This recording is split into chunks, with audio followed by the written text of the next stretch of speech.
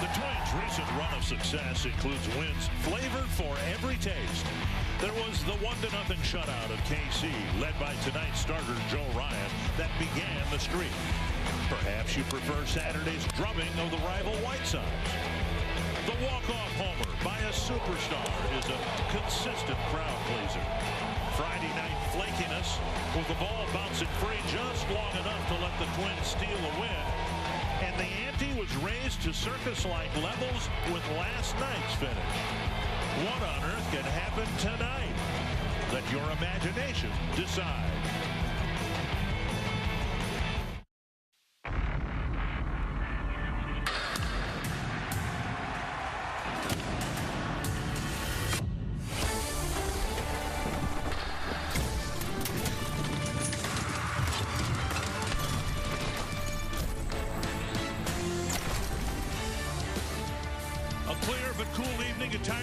Target Field, and the Twins will hope to extend their winning streak to 6 games. It's been a good homestand with 4 wins at Target Field, making up most of that 5-game winning streak.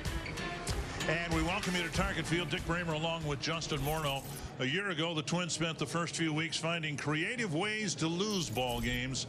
So far this year, they found creative ways to win ball games. This is a lot more fun. They've had in this winning streak 3 one-run wins and a 2-run win, which strongly suggests they've been pitching pretty well. Yeah, and this has been the case for almost every start that they've gone out there. When your starters pitch well, it makes your bullpen that much better. And the starters have gone out there night after night, giving this team a chance to win, and the numbers obviously back that up. The better your starters are, the better your middle relievers will be, and the better your late relievers will be. So it's one of those things where you go through it, your starters get you into the 5th or the 6th inning every game. We haven't seen too many of those other than Sonny Gray leaving with an injury that have made the difference. And then all of a sudden you start doing the little things. You take the extra base on a ball in the dirt, which moves a runner up to third, puts pressure on the defense. They throw a ball away, you win a game. Catcher back there does his job. The pitchers earn that trust in him of throwing balls in the dirt with runners on third, and then all of a sudden you just keep doing all these little things and they add up. And at the end of the year, for an organization that's played game 163 twice, 1 game and 1 win and 1 play can make a difference, whether making the playoffs and missing the playoffs. So last night it was the walks. There's been a lot of walks ahead of the big hits, ahead of the crazy plays, the errors, the mistakes. So this team is playing as a team. Even though the bats aren't hot, there's a few guys carrying the lineup, there's still everyone doing their part. Next man up is taking a walk, not letting those first couple at-bats affect the most important one late in the ballgame. So this team is playing as a team. Even though the numbers don't back up everything from the offensive standpoint, they're playing as a team. They're finding ways to win, and good teams find ways to win, as you said. And what has also happened, there is an esprit de corps on this Twins team right now. Winning tends to do that to baseball teams. We'll see how long this winning streak will last as the Twins have climbed above the 500 mark and into first place in their division. And they've got their opening day starter, Joe Ryan, on the hill tonight, making his 4th start of the year. At your local Northland Ford dealer today. By Menards. Save big money at Menards on all your home improvement needs. By Grand Casino. Let your story begin. And by Luther Group.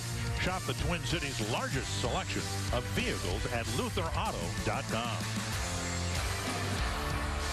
Twins fans have seen some exciting finishes in this homestand, a 4-0 homestand. And tonight, game 2 of the series with the Tigers, featuring the starting pitcher, Joe Ryan. Now, a lot of people raised their eyebrows when the Twins announced Ryan as the opening day starter, but so far he's pitched like a #1. Yeah, he has. He's continued to develop. He's continued to refine his craft. He was already more polished than most young pitchers who come up. Doesn't seem to get fazed by much, but the development of the secondary stuff, when he came up, the fastball we heard about, it almost an invisible ball, throwing it by hitters, especially at the top of the zone, but the slider, changeup, curveball obviously have been very good, but the slider for him against right-handed hitters has been a true weapon. And the combination of that fastball slider, working up in the zone, working to all parts of the zone, he always pitches fearlessly. He attacks hitters, not a whole lot of walks, doesn't get himself in trouble. So he's one of those guys you look forward to watching pitch. He's not a thrower, he's a pitcher. He loves going out there, working hitters, working his craft. Looking forward to watching him today. We'll see if the Twins lineup can give him an early run, a lead to work with, as the Twins hope to extend the winning streak to 6. Temperature's 50 degrees. It feels like 45. We have played in worse weather conditions several times this year. We'll take this tonight. And Ryan just simply hoping to replicate what he did in his last 2 starts. The number's pretty good, both on the road trip. 6 innings in each start, only 1 solo home run allowed over those 2 starts. Yeah, he's just a fun pitcher to watch. He goes out there, he works, he throws strikes, he tries to work ahead, he works with a good pace. He's continuing to get better with his secondary stuff, and obviously the numbers there. He does have 1 start against Detroit, his roughest start in his major league career, his last start of the year last year. So numbers are starting to change a little bit. He's starting to refine that arsenal, and I think it's so interesting to hear pitchers talk about how they have the ability now to look at pitch shape and how they can improve on things so much quicker than just feel and see the hitter swing and miss. Now they have the data to back it up in the bullpen throughout the starts of what's the spin on the slider doing, what's the shape of it. And it looks to me like he's just gained a ton of confidence in that slider. He's throwing it a lot more often. It's a true weapon to right-handed hitters.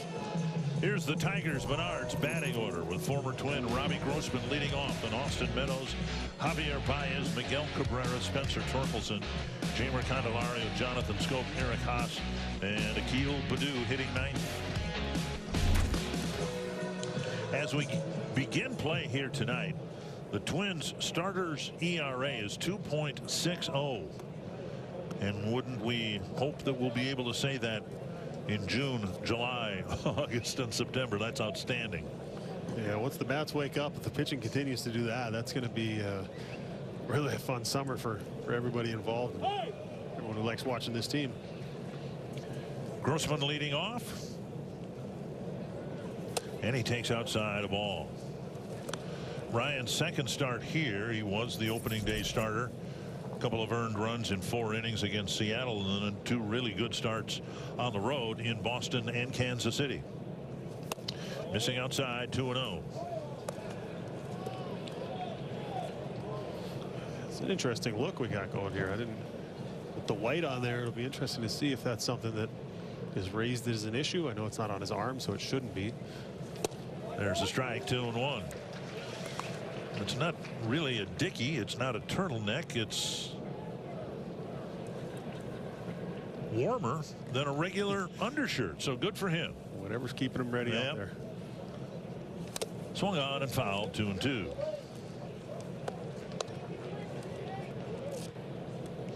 Pitchers, just to allude to what Justin was saying, pitchers aren't allowed to have a white sleeve. In Ryan's case, he's not wearing sleeves of any color.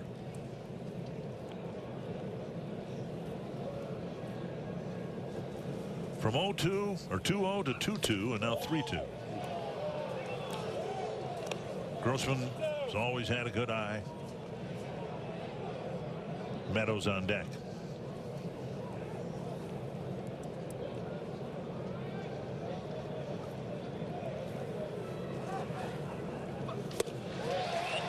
Came back with his fastball to strike him out. 1 away.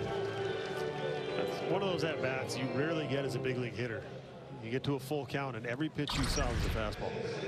There's very few pitchers left that will go through an at-bat in that order, that fashion, but he did it, and he located it, and he struck him out. So it was a perfect at-bat, and didn't show him any of the off-speed stuff, didn't get a look at the secondary stuff. Now Austin Meadows, a nice pickup for the Tigers. And Ryan with another fastball and a called strike. You know, the more I watch him pitch, the more he reminds me of Brad Radke. Just the demeanor on the mound, never seems to be bothered by anything.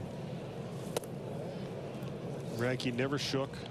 He always believed that it was his job to execute the pitch, not think about what pitch he's throwing. He just wanted to go out there and hit spots, and it just looks like Joe Ryan throws every pitch with conviction. He's behind it. He trusts it.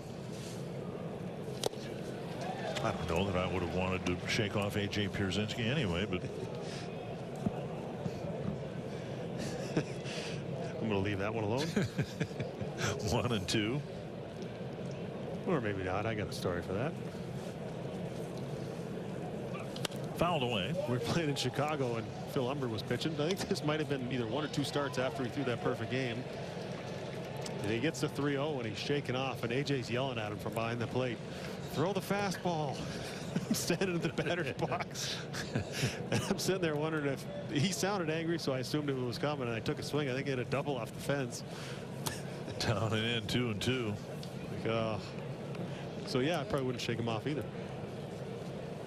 This is the Crash Davis scene in yeah, Bull Durham. Except he was yelling at the pitcher, not. He didn't whisper it to you. No. 2-2 to Meadows with 1 gone here in the first.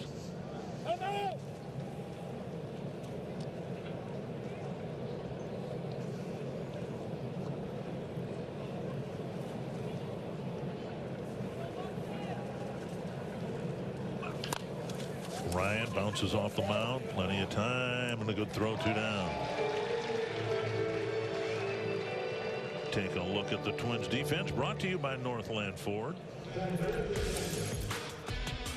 Good speed in the outfield. Nick Gordon, Byron Buxton, Max Kepler across the outfield. Urshela, Correa, Polanco, and a rise on the infield with Ryan Jeffers behind the plate. Rocco Baldelli said he is hopeful that Gary Sanchez will catch the ball game tomorrow. There's Buxton out in center. Way out in front of a breaking ball. 1 strike. Well, he doesn't get cheated. He's swinging from the on deck circle. You throw him something he likes. He's aggressive, and he had a big night last night. Amazing. That was the pitch he hit for the 3-run home run was down and away. And he hit it to the deepest part of the park. 0-2 quickly to Javier Baez. Yeah, that's one of those ones that just kept carrying. You see it, you know, he's got a lot of moving parts in his swing that, you know, he can get lost sometimes up there, but when he connects, he generates the maximum amount of power out of his body that he can, and when he connects, it's gone. 3 breaking balls, and he waved all 3. Good inning for Joe Ryan with a couple of strikeouts. Get done here tonight. Brought to you by Menards. Byron Buxton leading off, then Luis Arraez, Carlos Correa, Jorge Polanco, Max Kepler, Gio Urshela, Trevor Larnach, Ryan Jeffers, and Nick Gordon. And starting pitcher stats brought to you by Home Furniture. Former Twin Michael Pineda. He's only made one start so far this year, doing exactly what he does. Limits the walks. Strike out from time to time. We'll use that fastball slider primarily to the right-handed hitters. Feeds on the hitter's aggressiveness. He works ahead and then expands the strike zone, especially down and away with that slider to the right-handed hitters. Be ready to hit. He's a strike thrower. And a fastball, strike 1. He spots his fastball, gets ahead, uses the slider a lot. Buxton lifts it foul, another fastball, 2 strikes. A good run on that fastball into right-handed hitters, which sets up that slider a lot of times. 2 strikes to Buxton.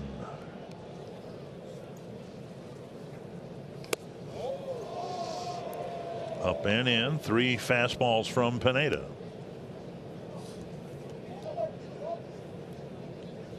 Average exit velocity 97.5, highest in baseball. And he takes up and in again. So Pineda doing what Ryan did in his opening at bat, throwing nothing but fastballs. 2-2.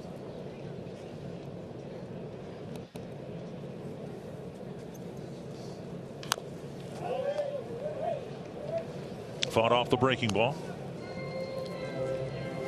You know, sometimes it's tough when you're facing an old teammate, you know, especially if you're playing center field, middle infielders, whatever it is, you're kind of following along. You know, see the sequence and the patterns that the guys sometimes fall into. It's almost like you've seen it so many times, you're expecting something, and he throws you something different.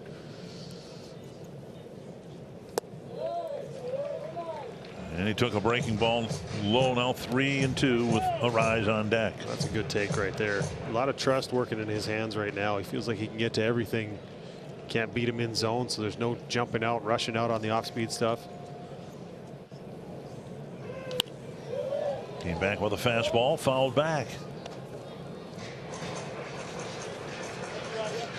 Pineda's season got started late, had some visa problems. So this is just his second start of the year.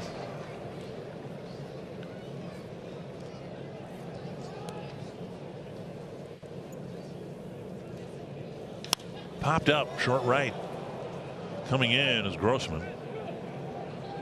And drifting towards the line, he makes the play, one away. And that'll bring up Arraez. Am I the only one that thinks he's going to hit a home run every time he swings?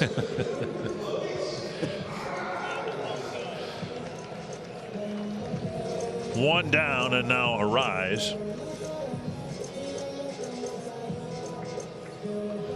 Twins lineup has struggled throughout the first weeks of the season, but there are some hitters that have done well. Obviously Buxton, Arraez, 6th in the league in hitting at .354. Urshela is over 300. Kepler's bouncing back well above his career average. Yeah. So he's put together some good at bats, some good swings. He's starting to make some adjustments. 1-0 to Arraez. 1-1.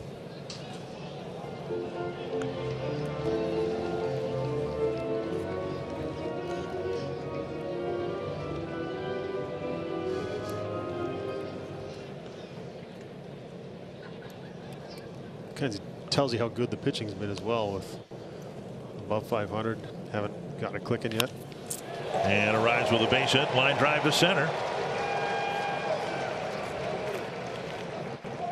And that'll bring up Correa with a man aboard. Let's check out Detroit's defensive alignment, brought to you by Northland Ford. Austin Meadows is in left, Akil Baddoo in center, Robbie Grossman in right. Candelario Baez left side of the infield, Scope and Torkelson on the right side, and Eric Haas behind the plate. Haas, the catcher who tossed the ball over the head of Candelario and down the left field line, that ended up costing the Tigers 2 runs and giving the Twins the win. Here's Correa, great career numbers against Pineda. Strike called. 11 for 23 with 3 home runs.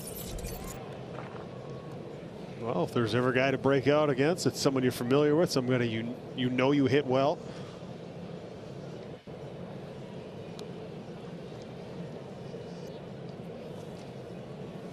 Fouled off a leg. And Correa, strikeouts have been piling up, and so many times he's found himself with an 0-2 count.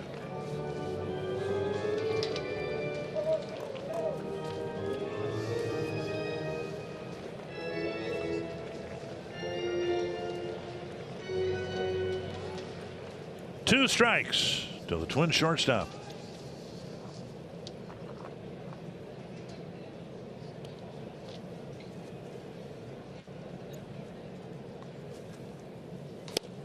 The 22nd strikeout for Correa in 57 at bats. 2 away. That'll bring up Polanco.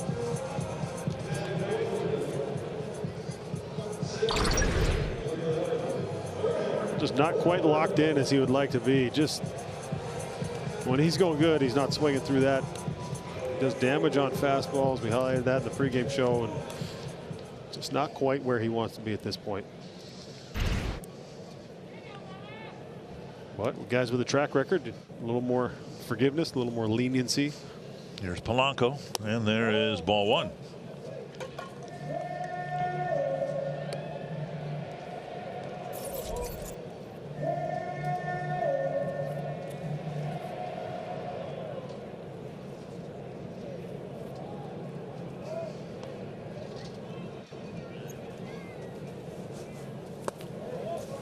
Two-0.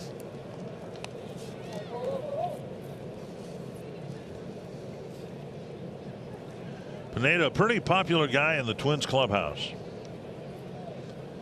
and in the front office. And I think a lot of people thought that It would be a natural fit for him to return to the Twins, but they went in other directions, and Pineda signed a nice deal with the Tigers. Cut out and missed, 2-1.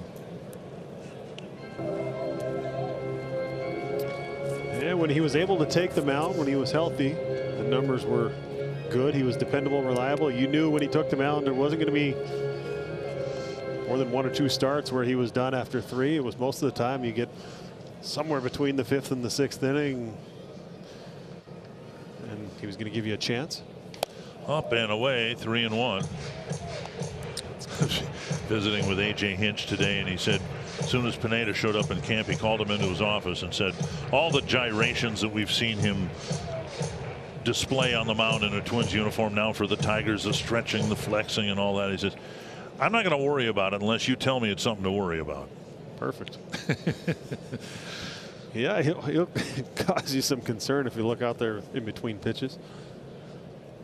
Tap to the right side, right into the shift. Scope waits, flips from right field. Polanco retired, and Arraez left aboard. No score after 1.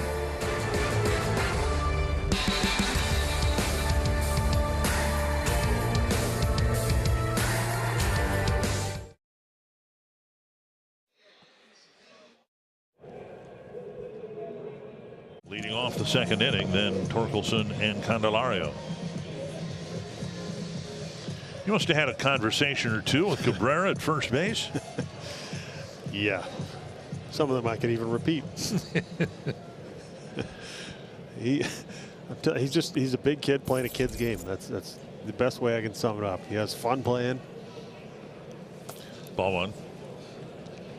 He shows up when it's time to work and it's time to prepare. He has a good balance of. You see him smile when he's one of those guys that I couldn't do that. I couldn't turn it off and on. Go from smiling to being fierce trying to get a hit off that pitcher, and I think that's what helps him stay relaxed. 2-0. That look into the Twins dugout might be directed at Rudy Hernandez, who's known Cabrera since he was a little boy in Venezuela. Fouled back.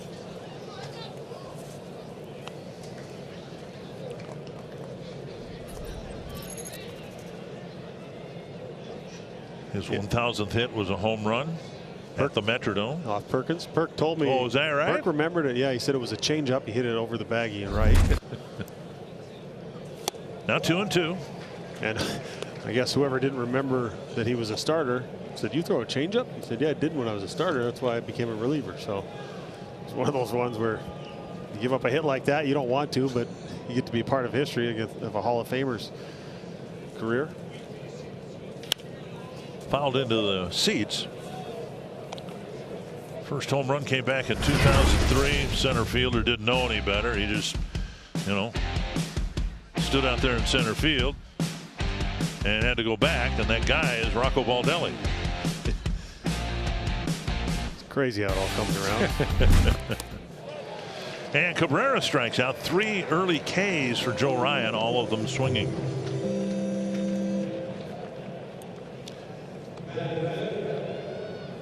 We do the best we can to show you, cover the game from different angles. I don't know that the center field camera, where we show most of the pitches,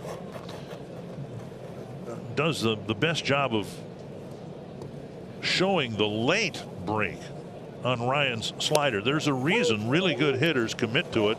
In Baez's case, 3 straight sliders, and if they knew they were sliders, they wouldn't have swung at the pitch. But look at this. I mean, it must break very late. Yeah, I see what you're saying. From that center field camera, almost looks like it's kind of sweeping out of his hand. Right. But when you're standing in the batter's box, you respect that velocity, that fastball that kind of jumps on you, that appears to be harder than it is, and get out there a little quick. And Torkelson takes the breaking ball. 2-1. That consistent release point, his mechanics are pretty sound. He doesn't get out of whack too often, which allows him to repeat and then throw different pitches from the same slot. And now 2-2.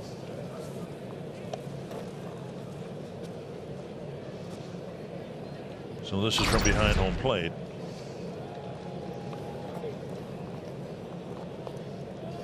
Well, Almost looked like Cabrera had thoughts of an inside fastball there. 2-2 to Torkelson. Driven deep to the right field corner. And foul.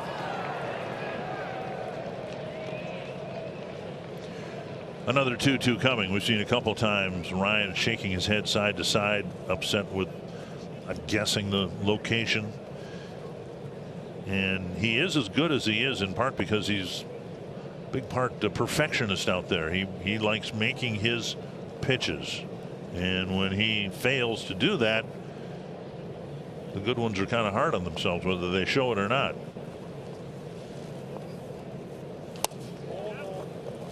Good take by the rookie. And that's partly why I said he reminds me of Brad Radke when he's out there. It's just conviction behind every pitch, belief in where you're throwing it. When he doesn't get it there, his expectations of himself are high. He's a guy who throws a ton of strikes. He works ahead a lot of times, works in all areas of the strike zone. Well, this is interesting. I'm not sure it's happened before, but Jeffers called for 2 pitches and Ryan shook off, forcing him to go back to the computer pad again. A fastball, and Ryan wondered where it was. He wanted to throw a fastball to Torkelson. He just missed, and it's the first Tiger base runner. Yeah, just down, well located. It looked good, but box had it right below the zone. So a runner aboard, and now Jeimer Candelario. And we did get a call from AJ about the shaking off, and said it was okay to shake him off. You just better throw a strike. Strike 1 over the inside edge.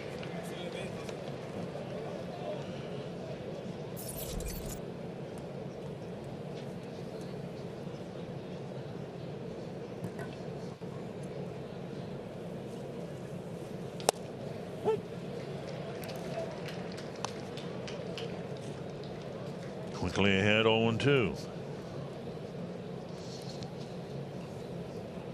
Slow start for Candelario, particularly from the right side of the plate. There's a called third strike.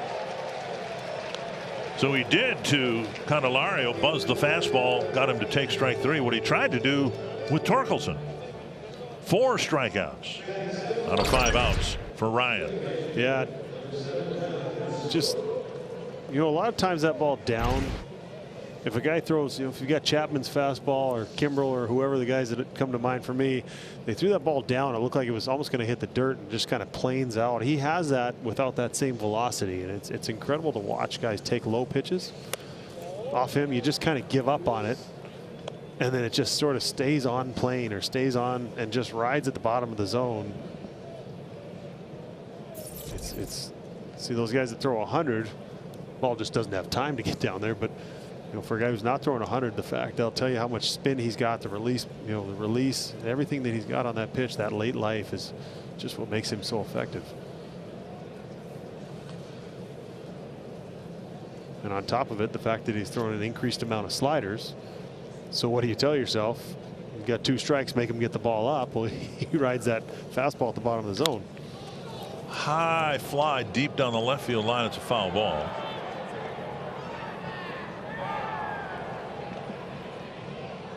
Gordon in pursuit.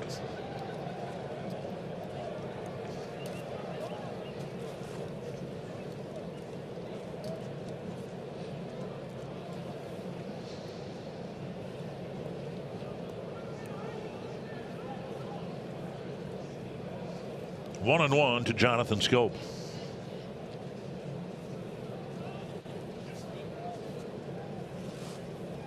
Breaking ball. They got too much of the plate there. Schoop fouled it straight back. 1-2.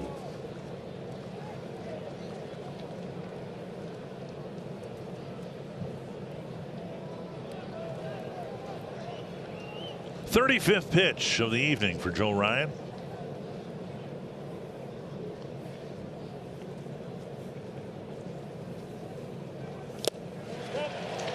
He is on tonight.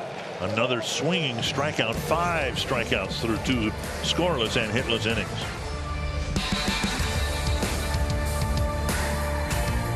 inventory can use their Twins season tickets to invest in key relationships, connect with their employees, and form strong partnerships. And they use their Sweet Spot benefits to thank their clients with special rewards at the ballpark. Text plans to 51655 or go to twinsbaseball.com/season tickets and learn more. It'll be Max Kepler leading off the Twins second. And ball one. It's interesting to hear Rocco talk about Kepler today. And driven hard left center field and deep and gone. A home run from Max Kepler to left field.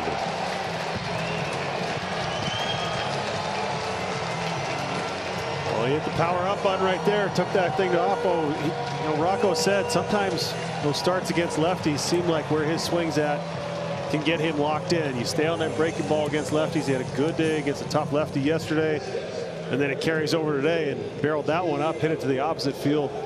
Great swing right there. Kepler's third of the year, second of this series, and now here is Urshela. Popped up and out of play.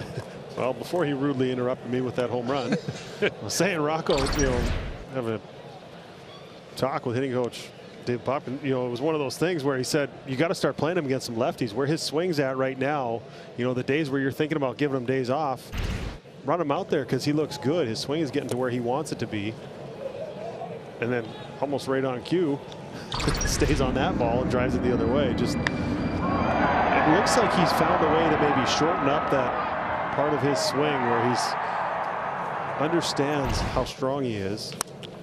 Chopper left side, Baez on the run, and Urshela retired, one away. Where if you can find a way to swing it about 90 to 95%, where you just keep it under control just that much more, somewhere in between contact and full on I'm coming out of my shoes for power. But it seems like he's starting to find that balance pretty well in the early part of this season, where it's, yes, he wants to make contact, but he's still trying to drive the ball. And it's been fun to watch him start to make some adjustments, and hopefully this is the year where he bounces back and gets back to where he expects himself to be. Here's Larnach on the ground, backhanded by Schoop, and close play. Larnach retired, 2 away.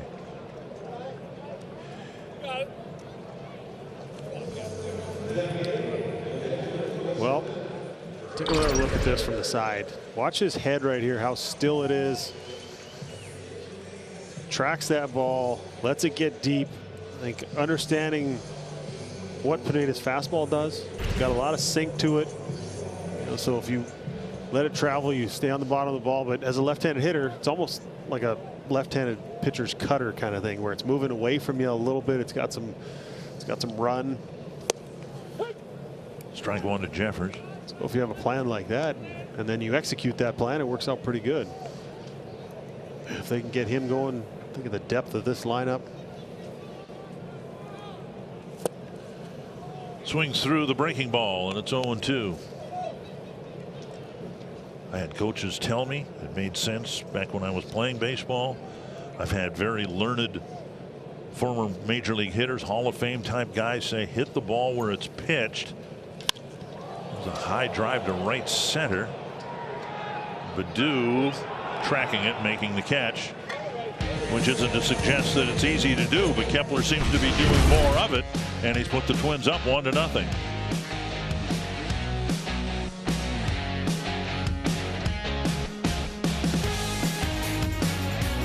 Put the Twins up 1-0 here as we go to the third. We talked about the great starting pitching the Twins have gotten lately, and a big part of that's been Chris Paddack, who was outstanding again last night.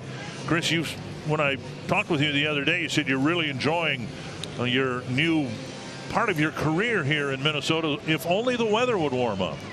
Yeah, it's I'm being patient, man. I'm not used to the cold weather, but both teams have to play through it. So, hey, they said the summers here are nice, and I'm looking forward to it.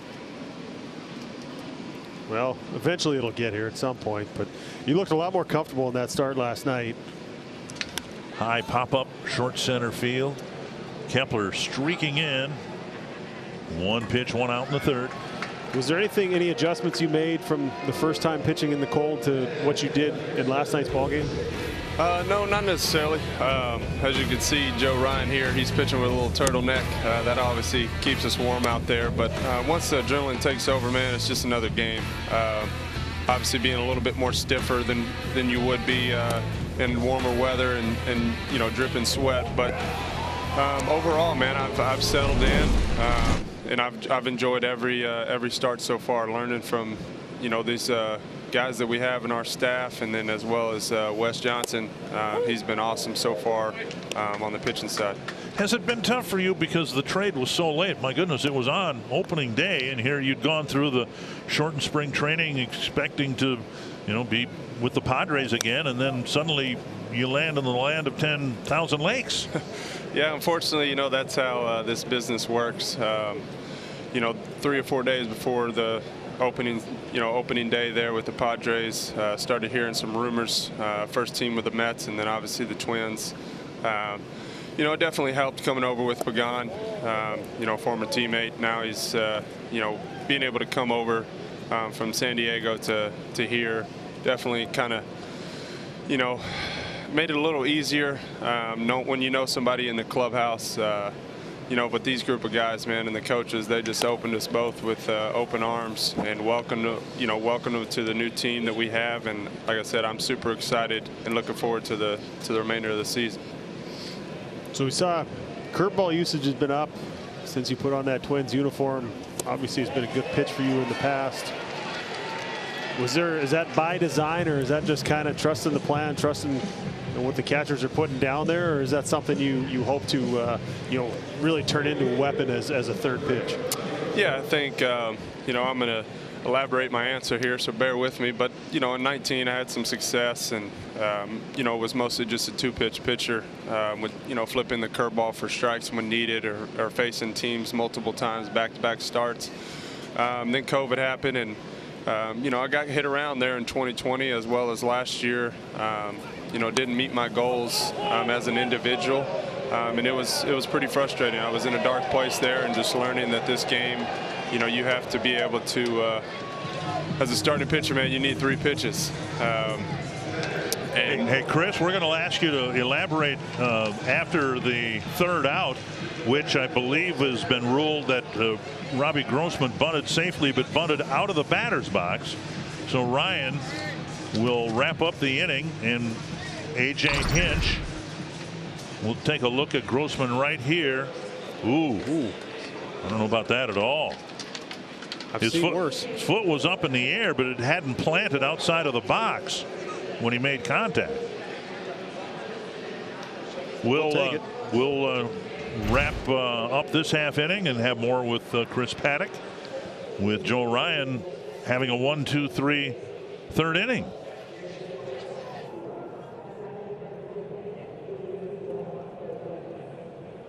Good idea for Robbie Grossman, but the execution violated the rule, according to Ryan Blackney, the home plate umpire.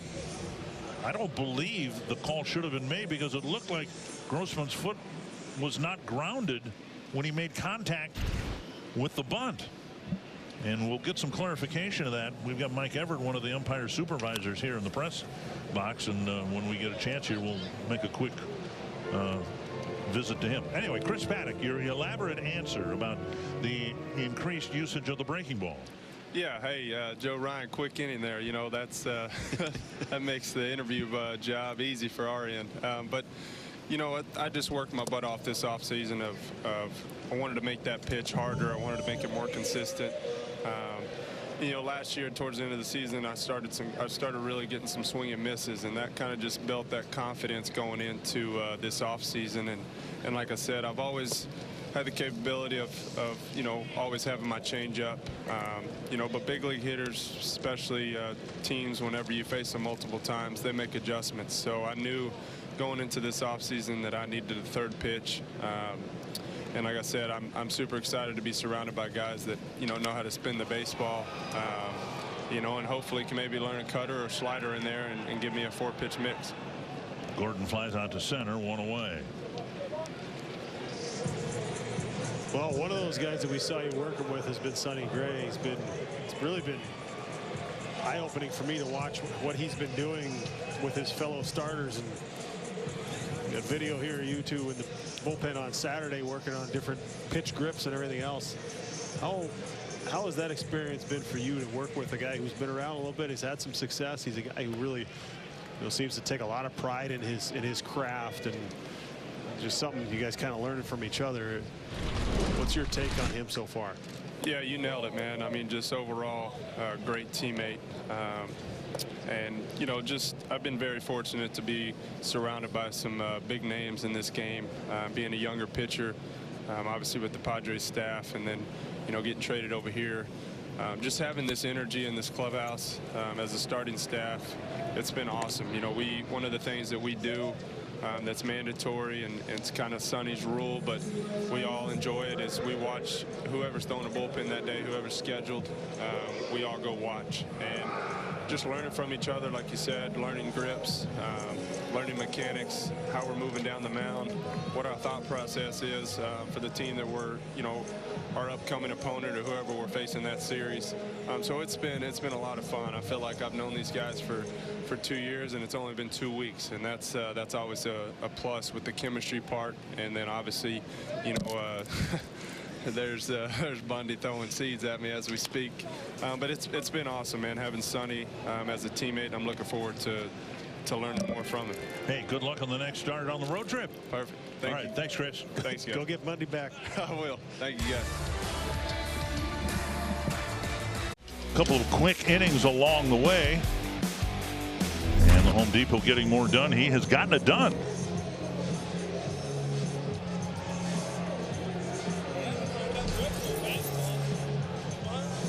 And as we said, his last 2 starts have gone 6 innings each. And the pitch count climbing. So he's got 3 no-hit innings so far here today. Yeah, and that first start of the year was the most trouble he's had in any start in the big leagues of throwing strikes, uncharacteristic for him. And he was still at 60% of the pitches he threw. So 36 out of 10 was a strike. But yeah, he's done a nice job of going through at bats and not falling into patterns a lot of times. Austin Meadows, the leadoff man in the 4th. Robbie Grossman ended the 3rd inning when he bunted, apparently safely, but he was called out for a violation of Rule 603A1. I dug out my rule book, and I thought I was right, and turns out in this case at least I am. Rule 603A1 says a batter is out for illegal action when he hits a ball with 1 or both feet on the ground entirely outside the batter's box. And based on our replays, Robbie Grossman's foot, the left foot that he brought forward when he squared to bunt, was still in the air and not on the ground. Nub to the left side. Urshela fires and got him by a half step, 1 away. It was interesting to see right there. A lot of times third basemen or infielders, when they're moving away from first base, will kind of flip that ball underhand, but watch how he takes a little extra split second to throw this ball from over the top to make sure he gets a good strong throw behind it. So he circles this ball, he gets around it, and then gets it over the top to make sure he gets a good strong 4-seam throw without tail to it, without sink to it. That would cost him a little bit of velocity on the throw. So great awareness of the speed of the runner right there. He played that perfectly. So 1 down quickly in the 4th, and now Javier Baez. What a pick! It's short. Correa throws him out. What a sensational play by last year's Platinum Glove winner. Well, no matter what's going on in the batter's box, his defense shows up every inning of every game that he's out there. He's the captain of the infield. And there's a reason that thing's platinum. This is a rocket with a ton of topspin. He gives with it and then fires a nice little 1-hop throw to Luis Arraez. He was on that spot on the outfield grass where sometimes you try and throw it and you can give that infielder, the first baseman, a short hop. He just gave him a nice long easy hop to go to. That was my reaction too. 2 down, and Cabrera says, "The heck with that. I'll hit it a little bit harder and to the left of Correa and get a base hit." First hit for the Tigers, and that'll bring up Torkelson. I was talking with A.J. Hinch today. Of course, managed Correa in Houston, and of course had nothing but great things to say about Correa and how he matured as a ball player during their time together in Houston, and became, at a very young age, guy's still only 27 years old, but became at a young age very team oriented. It's a lot easier to get everyone else to follow the line or to follow the leader when your best players are not just saying do this, they're actually doing it. They're setting the example, and they're going out there and they're preparing, they're working hard, they're trying to be a good teammate, they're picking each other up. And, when you have your cornerstone or one of your cornerstone guys doing that. Runner at first, 2 down. Just one final thought about Grossman's bunt attempt. It must not be something that can be challenged, because A.J. Hinch came out to talk to Ryan Blackney, but there was no recourse. Our videos, I'm sure the Tiger video room showed too, that Grossman had not grounded his left foot when he made contact. It was still very much in the air. It was interesting. Haas came out the next inning. I could overhear Blackney saying if it was a fastball, he would have been perfect. So the curveball slowed it down and allowed him.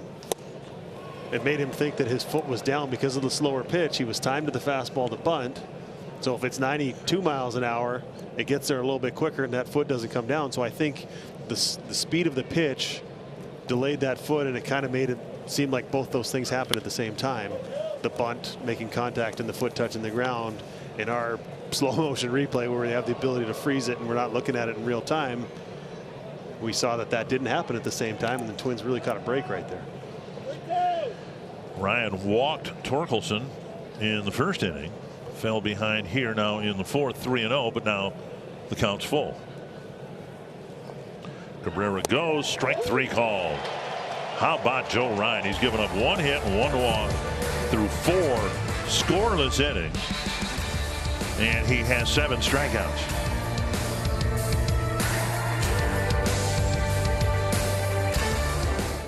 Sips Passport to receive some sippin' good deals at participating breweries, cideries, distilleries, and wineries statewide for a chance to win one of 70 gift cards. Register for your free Min Sips Passport at exploreminnesota.com/MinSips. Well, Joe Ryan's been really good again. A clean single to left off the bat of Cabrera. Looks like Joe Ryan and Chris Paddock are looking, I'm guessing, at Wes Johnson's laptop, maybe looking at some grid or some scouting report, some numbers. Here's Correa leading off the Twins' 4th. It's interesting, but see who else is there? Man, we just talked to Paddock.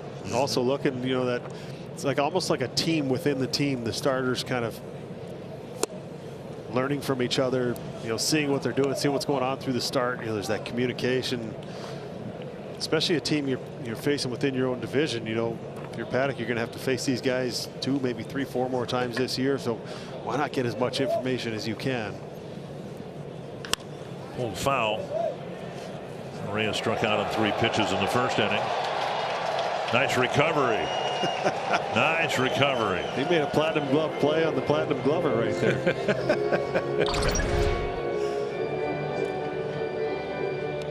Nah, I'm not sure that was a platinum glove that was play. more like Urshela the other day. Yeah, but if Urshela made the throw from there. That's a great effort. 2 strikes to Correa. And now a ball. But see the take right there? The difference between where Buxton's at and where Correa's at. Buxton's taking that pitch like it's 3 feet, never had a thought of swinging at it. Correa just not a whole lot of trust right now, just not where he needs to be, recognizing pitches. Kind of jumped out on that one a little bit on a guy who he traditionally has hit very well.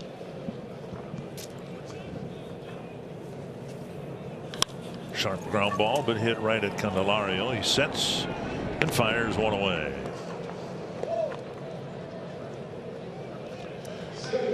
Twins have really tightened up their defense. It takes everything. Presented by Old National Bank. It takes everything, including good infield defense. Yeah, that play by Urshela, you're saying, all right, every major leaguer should make that play. That's true. But there's a reason they make it, because of his footwork, and then the play Correa made was just outstanding. And look at that appreciation from the skipper. He was asked about that today. What are your thoughts on this infield defense? Do you think it's the best you've had as a manager? And obviously trying to be respectful to the guys who have been here before, but he thought about it for a while and said, yeah, you know what, I think so. We've got obviously one of the best defenders in the game playing shortstop. Hit well to left, but in the ballpark. Meadows makes the catch. Polanco retired 2 down.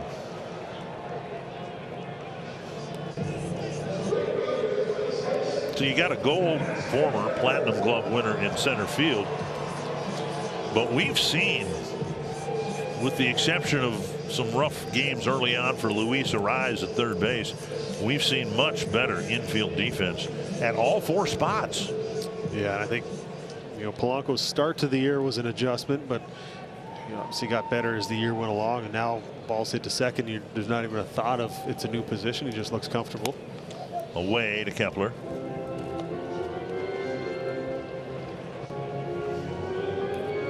Luis Arraez moving around and has done a nice job adjusting to first base when he's been over there. A drive right center field. He's hit another one deep to the scoreboard and gone.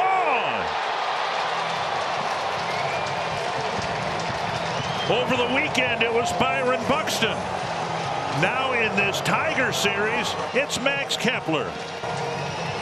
You know he's starting to heat up, because he hit this ball 2 steps out of the box, dropped his head, knew it was gone. And a real good sign if you're the Twins, if you can get him back to where he expects himself to be, because he's a very dangerous hitter.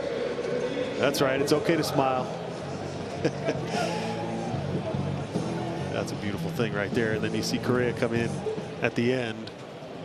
It's a hard thing to do when you're struggling offensively, to not let that affect how you act around your teammates, and he's been around long enough to know that.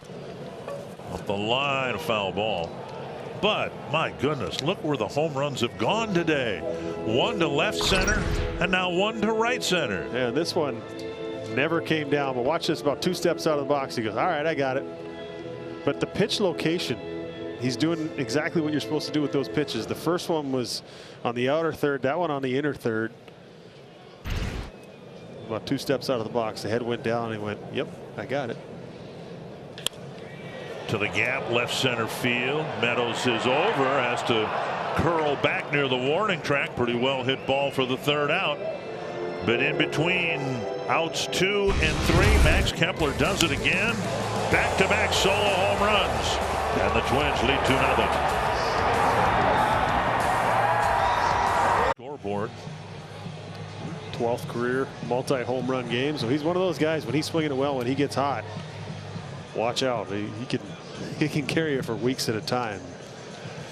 I caught that too when we were in with Rocco Baldelli this afternoon, where he talked about, you know, the hitting coach saying, you know, maybe we ought to run him out there against a lefty because he looks like he's getting locked in, and then that facing a left-handed pitcher you've struggled with so often over the last couple of years, and that helps him hit right-handed pitching. And that's a lot of lefties will tell you that.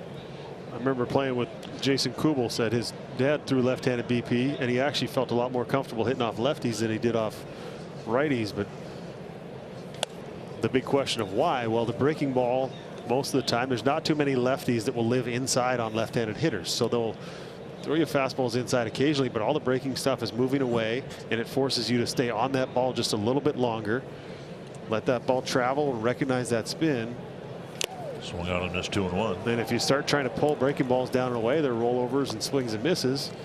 So if you make that adjustment, you think left center on that breaking ball, you stay through it, then your swing kind of gets where you need to be. And then look at that, the first at bat today off a righty.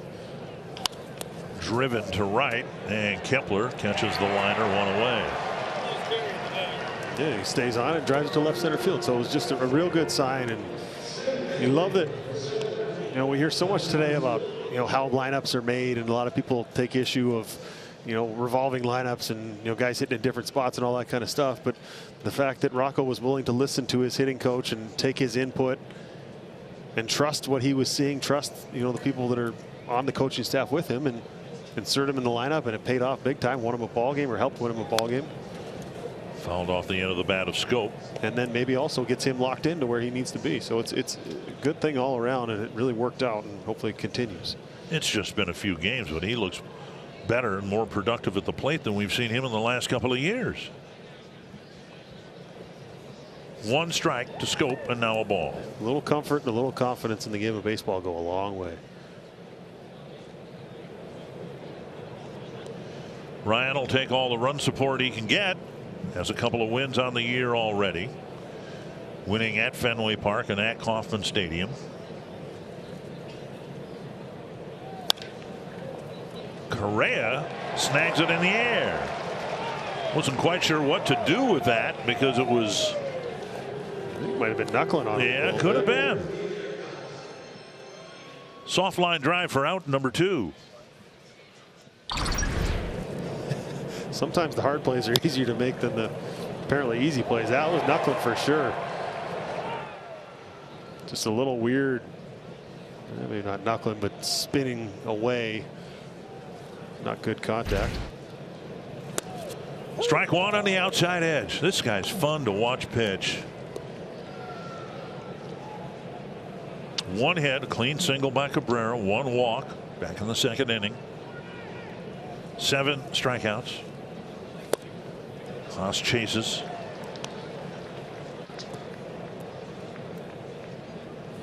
And pitch is the right word. He's not out there throwing. He's out there pitching. He's mixing it up. Location, speed, tempo's great. Missed outside.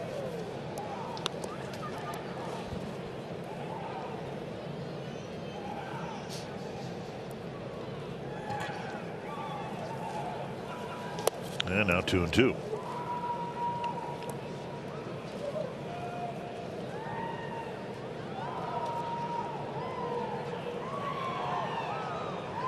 Pitch got good. Just 65 pitches so far. 3-2. Akil Baddoo on deck.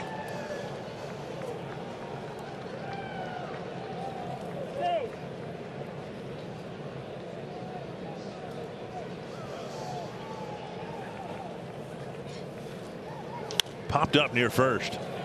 A rise across the line.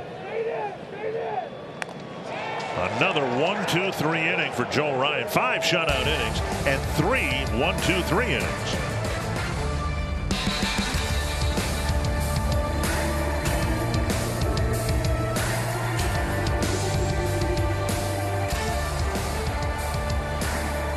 Say I'm in and scan the QR code for a chance to join the Minnesota Lottery's Winners Circle and win $50 in scratch tickets.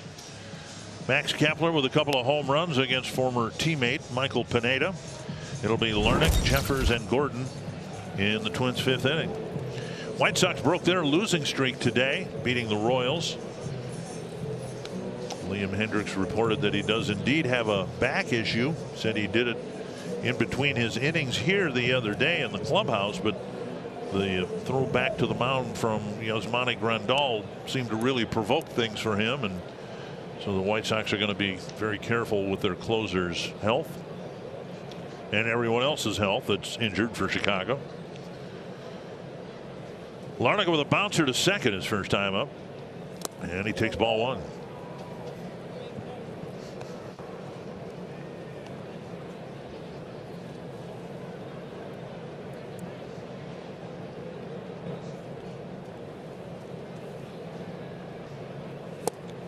Anthony is a strike. Larnach didn't particularly agree. Yeah, neither did I, but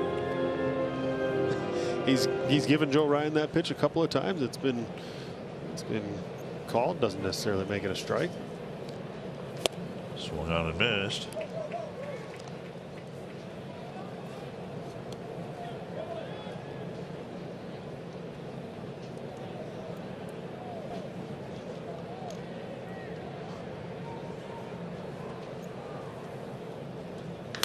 Drilled. Fair, just inside the line. Ball stays in the corner, and Larnach will get an extra base hit. Not sure what happened there. Now the home plate umpires ruling that Larnach had a double. The ball, I don't know if it got wedged in the corner somehow.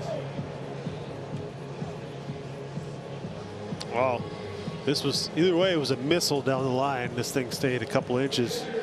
Fair for him.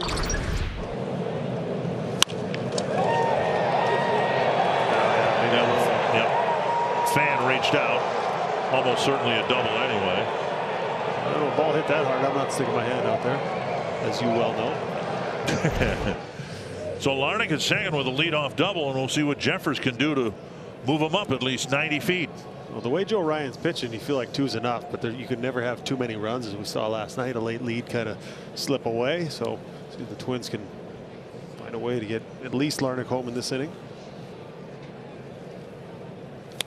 One thing we noticed, even going back to the Ron Gardenhire years with Detroit, they came back at the Twins in the late innings regularly, not occasionally, regularly, and they did last night. New manager, of course. So yeah, to your point, this is an important guy to move around and get in. One strike to Jeffers.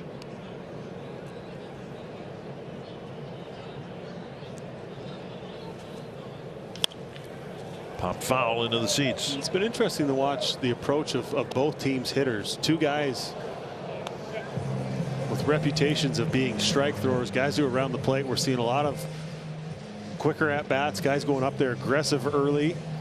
Give credit to the hitters doing their homework, but also to the pitchers of establishing that strike zone, and hitters not wanting to fall behind. So they're going up there aggressive. We've seen some first pitch outs. We've seen a lot of 2-pitch at bats. But that's all based on the pitcher and the fact that they throw strikes. They don't walk many guys. And Jeffers takes the breaking ball low, 1-2.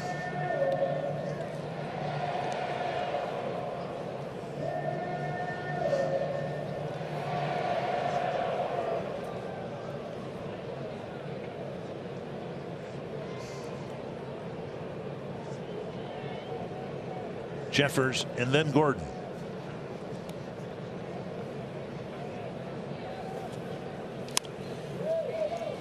Seeing kind of an inside out swing here from Jeffers. It looks like there is some intent to hit that ball to right center field.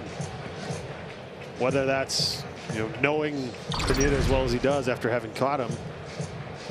He loves to go to that slider with 2 strikes, so I think he'd like to have that one back. He might be seeing that one when he puts his head on his pillow tonight if he's not able to get a hit here. But yeah, I think him as kind of what I was saying.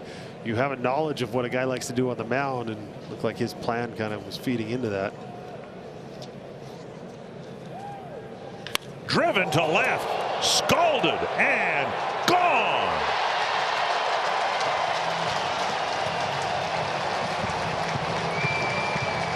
Well, the fact that he had such a good swing at that previous pitch led him to try and challenge him with a fastball right there. Jeffers turned on it, hit a missile. The only question was it going to stay up and be high enough? And he hit it just far enough. And that 4-run lead with the way Joe Ryan pitches feels like it's 8 or 9, but you never have too many runs. But 2 good at bats, 2 hard hit balls in a row by the Twins, and everybody kind of getting involved now. And now Gordon hit a fly ball to center his first time up.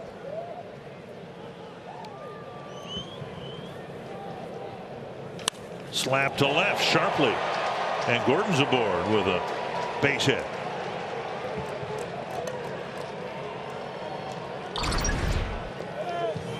Well, center cut, middle. If Jeffers was to say, put it in this spot, it probably would be right where he threw it. If you get that pitch, you can't miss it. He's, I think, maybe fortunate the previous pitch that he fouled off, that he got another one as good to hit. And Big Mike's obviously frustrated. Twins getting some pretty good swings on Pineda, second time through the order. Chris Fetter, the Tiger pitching coach, comes out for a chat. Third time through the order now with Buxton.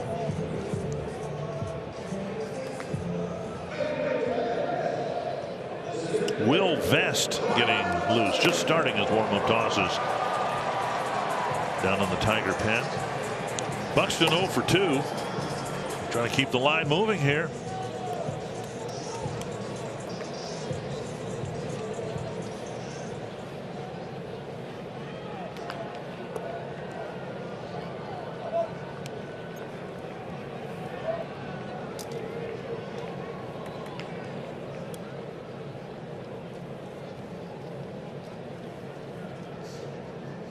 There goes Gordon. And the throw from Haas. Safe at second. And Schoop thinks he got Gordon's leg as Gordon went in head first. I don't know if he got his finger there or just cleaning out his belt. They'll take a look at it and see whether he clipped him on the leg or the foot before his hand touched that base. Big Mike is a guy that you can run on when he gives you that big leg kick. I think he's going to be out. It's going to be close. Yeah, I think that's going to be overturned. Scopey immediately signaled that he thought he got him, but we see Detroit is challenging to say call it second base. If he tagged him before the hand got on the bag. That might be the only thing that would give Gordon the stolen base. Adrian Johnson, the second base umpire. Type of tag we normally see Baez in the foreground make. Actually, when I saw it right away, I wasn't exactly sure who made that tag, but we've seen, yeah, Baez has a reputation for making these great kind of tags. So this was Scopey, and yeah, I think this call is going to be overturned.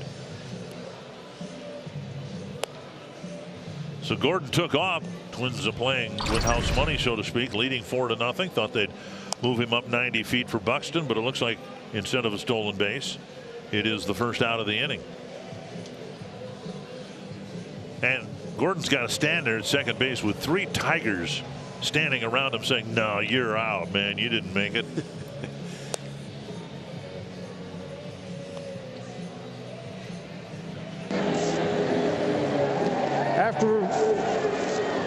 After review, the call is overturned. The runner is out. Detroit retains their challenge. Well, why not be aggressive? That's part of his skill set, part of his game, you know, turning singles into doubles by stealing some bags. But unfortunately this time he was caught. Now Buxton's hitting with nobody on base. So that's kind of, you got to weigh that balance of, you know, one of the most dangerous hitters in the league in the batter's box, but also continuing to play the game and continue to play your game and be aggressive, and with a lead, why not play that way? Hey, on the human side, good for Eric Haas, right? Good throw to second base to get the runner after what happened last night. Something for him to feel a little bit better about. That had to be a tough night's sleep for the Tiger catcher. Well, that's a veteran manager understanding. As a player, all you want is another chance. Get me back out there as fast as I can to erase that from my memory. Buxton somehow takes that pitch for ball 2. A.J. Hinch said he had met with Haas to talk about the situation to make sure that that never happens again. Well, only failure is if you fail to learn from them, and as long as he learns from it. Buxton swings and misses 2-2.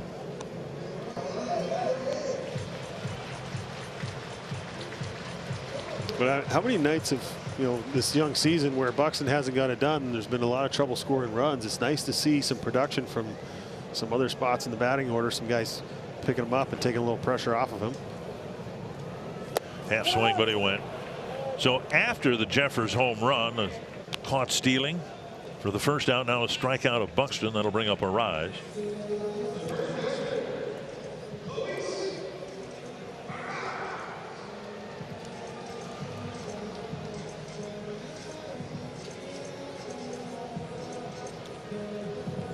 Pineda, just his second start. Yeah, when he throws it over, though, it's been kind of a trend. I think these go back to last year. Here's a rise. But I mean, that's why he tries to establish a strike zone early and then get hitters to chase. But when he leaves balls, we saw him in Jefferson have had 2 balls center cut. So if you're going to throw strikes, they need to be well located. If you're 89 and 91 with that fastball. 1-1 to Arise. Singled his first time up, bounced to second in the third.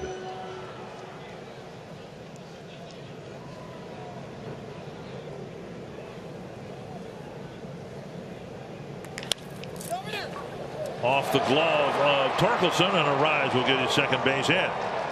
Not so sure that Schoop might not have covered it. I don't know whether Pineda would have beaten Arise to the bag. It's a base hit for Arise, his second of the night. Yeah, that is one thing we've seen from him historically. He has trouble getting over there covering first. So even if Torkelson does come up with that, would they have had a play? It was hit hard. You know, as an infielder, as a corner infielder, over there, you're told to go after it. The slower ones are the ones you take that jab step and head back. But when it's hit hard, you just react. Good effort, but unable to come up with it. But this is also pre-pitch communication, checking where your fielders are because they're kind of behind you, knowing where they're at. But I'm pretty sure if he didn't catch that, it would have rolled through. It had some topspin and it was hit pretty hard. Dribbler, Correa up the line. Candelario with a good play and got him to end the inning. 4 hits in the inning, a couple of extra base hits, another home run, and it's 4-0.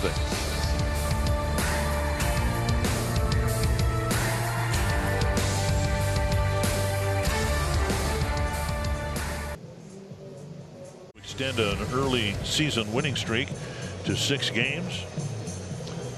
And an off night for that man, Chris Finch, watching the Twins play tonight, and the Timberwolves hoping to win Game 6 to force Game 7. Game 6 will be right next door here at Target Center. Wish the Timberwolves the best of luck. It's been fun to watch the rally around them. The fans for a franchise that has been searching for good moments. This is building towards something. You got a great young core over there. It's an exciting team to watch. Did a radio show earlier in the week, and it said that back when I started working with the Twins, North Stars were still in town, and the outfit I worked for, Spectrum Sports, we had the home rights to the regular season and playoff games. So this time of the year was my favorite time of the year, because I would be at a Twins game on what is tonight, Wednesday night, and the next night I'd be over at the Met Center, you know, watching the Blackhawks and North Stars in a playoff series. Then I'd be back at the Metrodome, and then I'd be back over. I mean, it just, and I think fans react that way too. When the baseball season starts, you don't know how good the baseball team's going to be, of course, but you got a pretty good idea about your NBA team and your NHL team. And you know, Timberwolves getting back into the playoffs, it's awesome. And the Wild are really good. They look like they might be ready to make a deep playoff run, and then we'll have baseball too.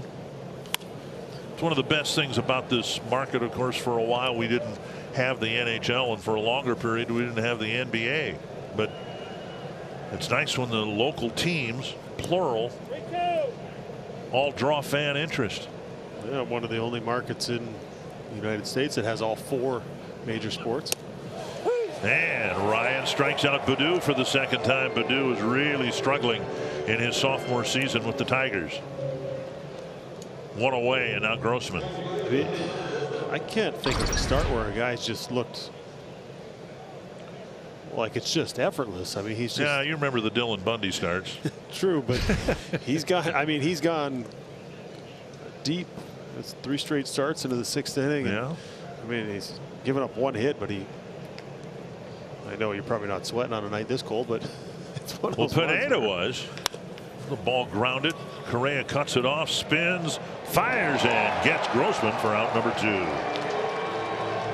The rise little ball almost caught him, and sometimes when that ball gets out of that scoreboard, as a first baseman, you're looking out there, the out-of-town scoreboard, and he spun because Correa's internal clock let him know that, hey, I got to get rid of this thing. He goes to his left, and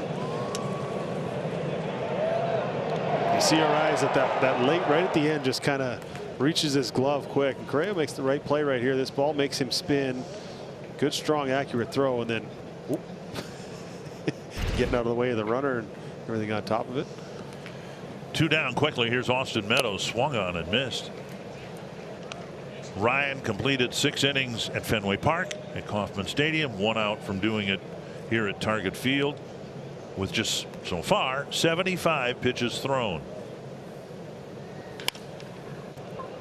Nice pick. Polanco sidearms it on target. Ryan has another 1, 2, 3 inning. 4 of his 6 innings have been 1, 2, 3 innings. How about the defense these boys are playing tonight? This is fun to watch.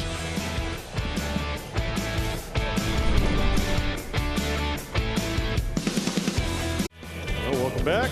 Twins leading the Tigers 4-0, and Max Kepler picking up right where he left off in yesterday's ball game. A real good sign, opposite field home run, and then a long home run to right center field, ball that never came down. And Jeffers getting in on the action as well, taking a center cut fastball with 2 strikes. Hit it just far enough into the flower bed. And that seems like more than enough support for Joe Ryan, who has been very, very good so far. 76 pitches, 8 strikeouts. Brought to you by Window Concepts. Jorge Polanco leading off the 6th against Will Vest. Down and away, a ball. Polanco 0 for 2, a bouncer to second and a fly ball to left.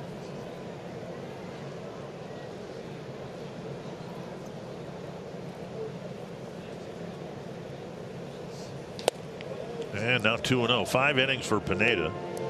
And Twins hit him pretty hard. 3 home runs. A ringing double off the bat of Larnach. A couple of other sharp hits.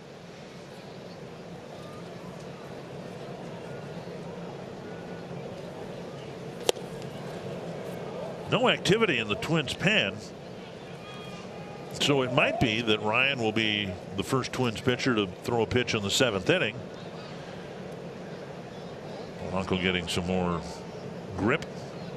It'll be interesting to see how far they let him go as well. His career high is 89 pitches. They've been very conservative with him, especially last year, coming off the no minor league season and the trade and the Olympics and everything that he did.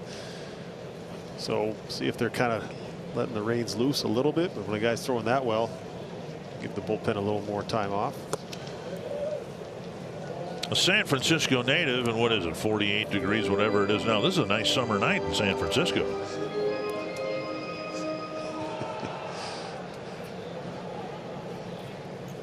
Three and 1.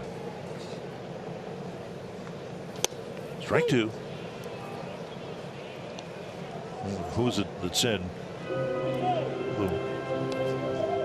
the worst winter I ever spent was my summer in San Francisco? That was Mark Twain. Was it Mark Twain? Yeah, my knowledge is very deep. Wow. That's. And if you believe I knew that off the top of my head, you don't know me very well.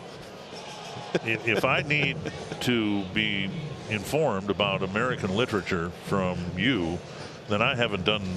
My elementary school teachers would be ashamed of me. Well, they probably are anyway. For the people who don't know, maybe explain why that is. Well, you're from Canada. There you go. Yeah. Thank you. 3 and 2. And now Polanco takes a leadoff walk in the 6th. Well, he's starting to look pretty locked in right here. He's got 2 homers. When he's hot as anybody. But yesterday's ball game didn't get that to where he wanted to. The reaction was there. He hit it hard. But that one right there tells me he's starting to feel it a little bit. That bad drop on the end, the head down, and then look at where these pitches are on the plate. Inner third, takes it exactly where he wanted to. The opposite field one was in the outer third. Just take what they give you. 2 times in his career already, he's had a 3 home run game. Twice. Both times in Cleveland. Most recently against Trevor Bauer. And I would not be shocked to see him do it again, the way he's swinging the bat right now. Fouled away. Did it first time in Cleveland in 2016. Then he had that incredible string against Bauer where he had 5 home runs and 5 at-bats against a guy with some of the nastiest stuff in the game. And what did Bauer say? I just kept pitching to him because I didn't figure he could do it again. The odds were in my favor. And Polanco diving back. Twins tried to steal Gordon with a 4-run lead in the 5th.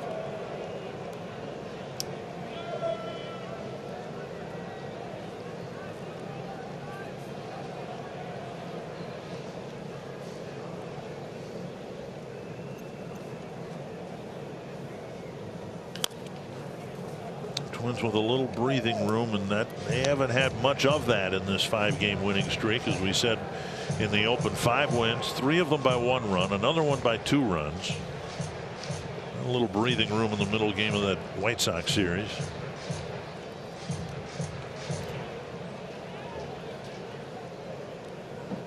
One and 2 to Kepler.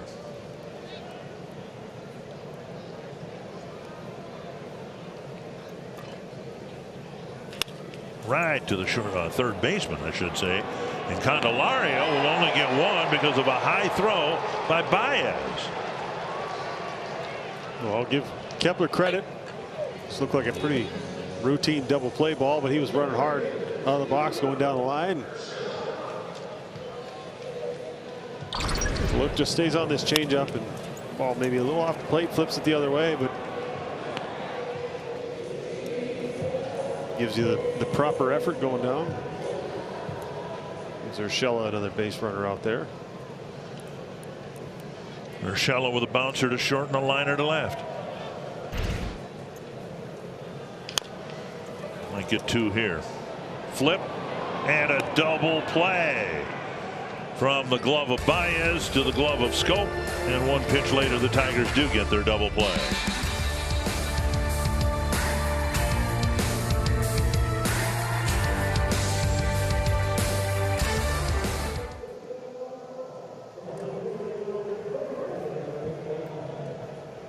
As I've seen, polish I think would be a good word to use.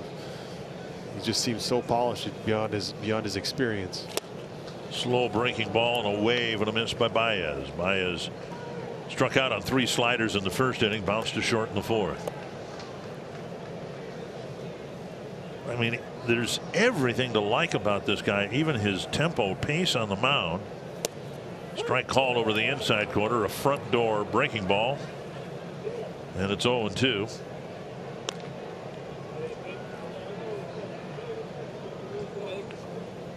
Yeah, Baez didn't like it, but this caught plenty of the play. Jeffers was set up so far outside that so many times as a hitter you look back, you see that catcher's glove so far away from his body, and you just assume that it was never a strike, but it was. Another breaking ball spun foul.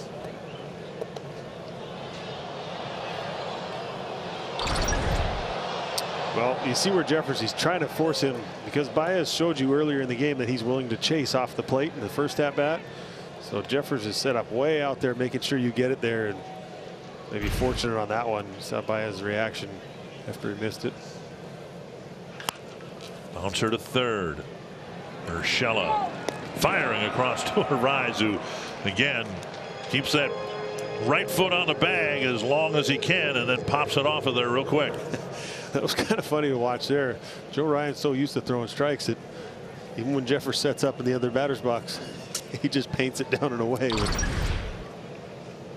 Urshela does a nice job, and then Arraez getting out there as far as he can, making sure you don't get stepped on. That doesn't happen very often, does it? Occasionally. 1 down, and now Cabrera. Cabrera has the only Tiger hit. A clean single to left. Yeah, first pitch slider, so what do? They let him off with a fastball there. Joe Smith warming up in the Twins pen. Ryan with 85 pitches in his 6th inning outing in Kansas City. Royals didn't get a run. The Twins got 1. That's what started this winning streak for the Twins. high fly, right center field. 2 away. And now Torkelson. I'm hoping the Twins fans understand what they've been watching here tonight, particularly those around the dugout. It sure looks like he'll be given every opportunity to complete 7 innings. And I hope the fans appreciate and show their appreciation for Ryan, assuming he completes the 7th inning and comes off. And they usually do. Good baseball fans here. You're smart, in tune with what's going on. But Torkelson's interesting 2 at-bats. He walked on a 3-2 fastball right below the zone. Next plate appearance goes 3-2 again, throws him another low fastball 2 inches higher and ends up striking out looking. Strike called 1-1 in that second plate appearance. Ryan fell behind 3-0, and that's noteworthy because that just didn't happen very often. Still came back to get him on strikes.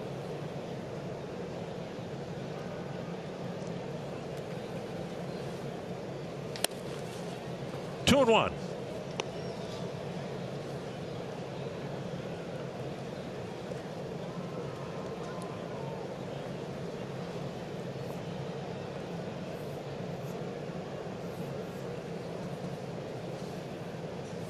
Fastball cut the plate in half. So I just don't know if he's not tracking that ball down very well, if it's kind of riding on him a little bit more than he's thinking, or if he's looking off speed. It's hard to tell when a guy takes some pitches in the strike zone what his plan is. Breaking ball down and away, and another full count to Torkelson. I think he tries the low fastball again. He had him looking on the first one. He just missed when he walked him, and then Candelario on deck. Driven to the right field corner, but foul. And he did challenge him and heard him grunt on that one. Maybe understanding this is possibly the last batter or last pitch he's going to throw of his night. So let it loose, go right at him.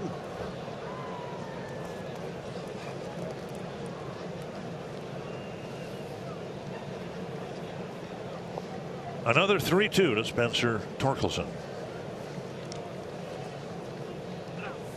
Got him over the inside corner. Another fastball looking. What a night for Joe Ryan. 9 strikeouts through 7 shutout innings, allowing just 1 hit.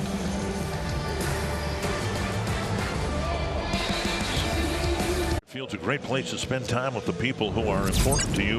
Groups of 20 or more are eligible for discounts on tickets, and per ticket handling fees are eliminated. Go to twinsbaseball.com/groups or text groups to 51655.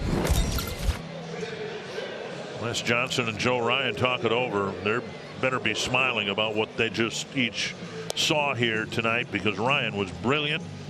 Wes Johnson's work with Ryan, remembering that a year ago he wasn't even in the Twins organization.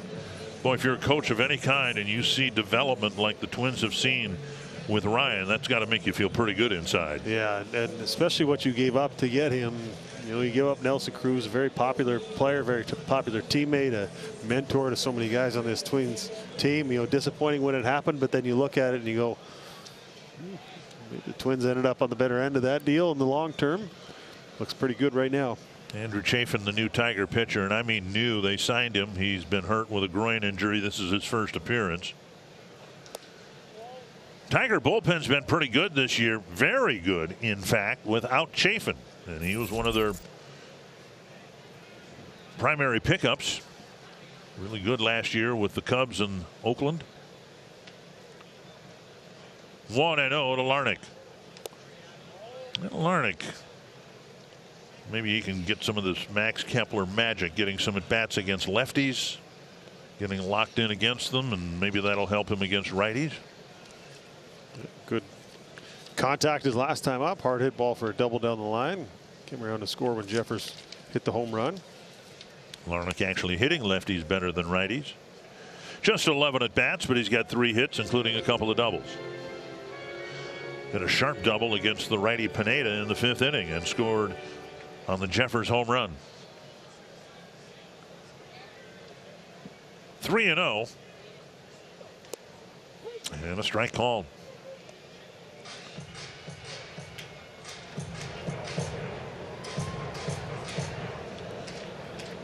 Chris Archer, Chris Paddock talking it over with Ryan. Strike 2. Now the count's full.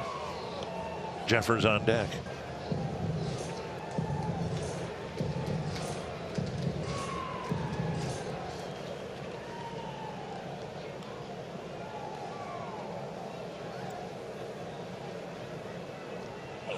Driven to the gap, right center field, and another hit for Larnach, another extra base hit against a left-handed pitcher. He has absolutely smoked 2 doubles here tonight. Had a good conversation with him before the ball game, and just said swing looks great. Some of those balls that he hit in Kansas City, could have had a few more home runs. And he said, I worked so hard this offseason to try and improve, to be better at hitting off speed, to be ready to hit. And it's nice when you start to see those results paying off. Started off so well at the beginning when he came up, and then the league started to adjust, and he had a little trouble adjusting back. And he had a plan in his offseason. He went into the winter saying, I need to get better. This is what I want to get better at. He made some adjustments and a couple of real nice swings tonight. Here's Jeffers. Hit a screaming home run to left back in the 5th inning.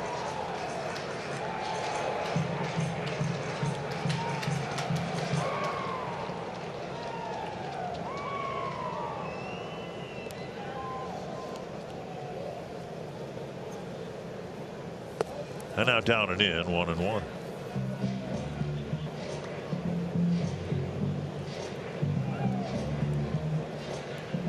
Getting some glimpses, perhaps, and you alluded to it before, of this lineup starting to click. And by that I mean not relying on Buxton to get 14 total bases in a 3-game series.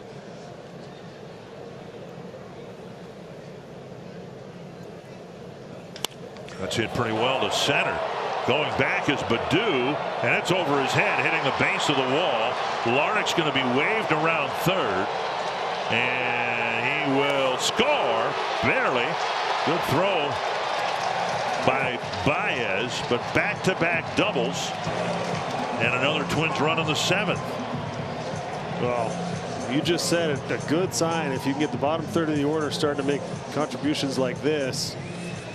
Guys just stinging the ball, and this ball kind of ran back on Baddoo in center. Right-handed, he stayed inside this ball, and you see it kind of slice at the end. You see that ball move about 10 feet to the right. And Larnach, with nobody out, playing this a little closer to the bag. The center fielder catches that, you want to be able to tag.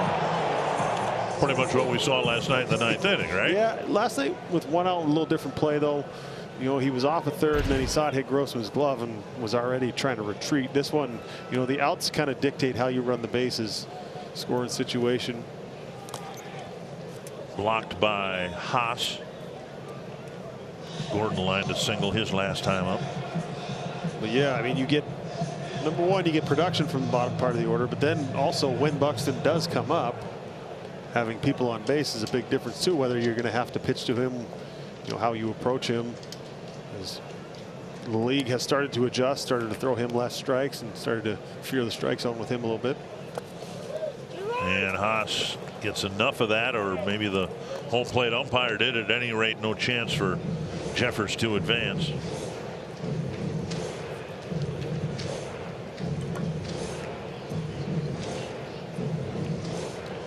Rocco Baldelli pretty adamant in meeting with the media today, not the least bit concerned about his lineup. He knows he's going to have eventually one of the better lineups in the league. Tapped foul, 2-1. But maybe we're seeing some of the guys breaking out here. Yeah, on a night that's been like so many other in this early part of the season, not exactly great weather to hit in, but guys are starting to adjust. Swings are starting to be a little more on time.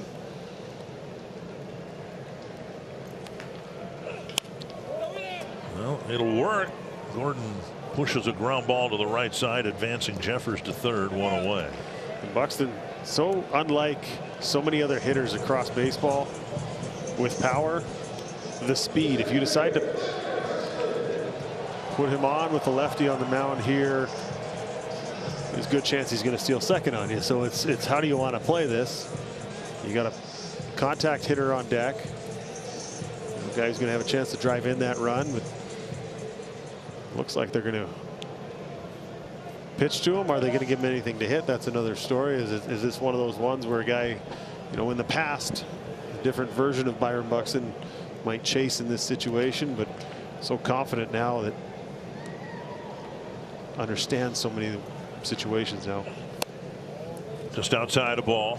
Yeah, they go 1. If they go 2, then they'll probably go 4. It's one of those ones where, can we get him to chase our pitch?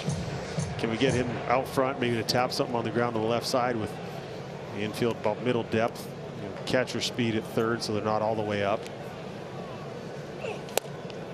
Strike called, 1-1. Rough outing for Chafin here. He's just thrown 14 pitches, given up a couple of doubles so far, only 1 run.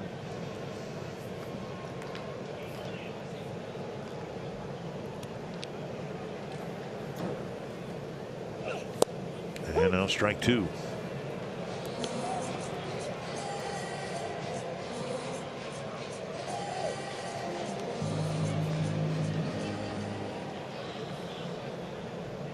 Jeffers at third with 1 down. Buxton trying to bring him home. And called third strike.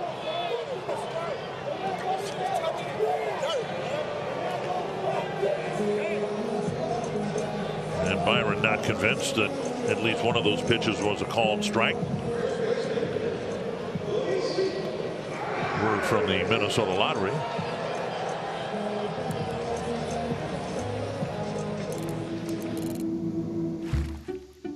A day on the water is always a win.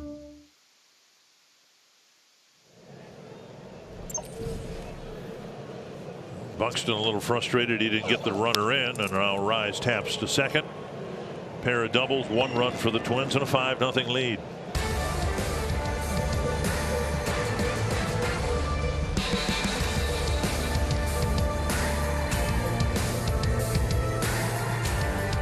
Kids having fun at Target Field. That's what it's all about. Happy birthday, young man. And never too cold for ice cream. Even though some fans are wearing chopper mittens. I tell you what, this has been a really good homestand. It looks Twins are in pretty good shape with Joe Smith finishing his warm-up tosses for the Twins to go 5-0 in this homestand, extend the winning streak to 6. But I think what they've done, the wins are nice, right? Gotten the Twins above the 500 mark in first place in the division. But I think they've successfully raised the bar in the fan base. This is who we are. This is how good we can be. On the pitching side of things, defensively, and now the offense is looking like it's starting to come around too. That's exactly what I was just going to say. The pitching, obviously, but say speed never slumps. But defense, you know, it doesn't look like it's going to go through any big slumps as well, because it's guys with track records, guys who are good defensive players, guys with gold gloves and platinum gloves, and a history of playing great defense. You bring them in to kind of stabilize things, and it's been as advertised so far. If you continue to pitch and catch the ball, you're going to have a chance to win nearly every ball game that you play. Joe Smith, the new pitcher, delivering high, ball 1. So Ryan with 7 shutout innings, 1 hit allowed, and it's not that he completed 7 innings. That's nice, but look who he got out. He got the 3, 4, and 5 hitters for the Tigers out a 3rd time, and didn't give up any solid contact facing them for the 3rd time. Now 1 and 2 from Smith. Yeah, something that he wasn't allowed to do as much last season, to navigate and try and figure out how to get through a lineup 3 times, but looked like he did it almost with ease there. 2 and 2.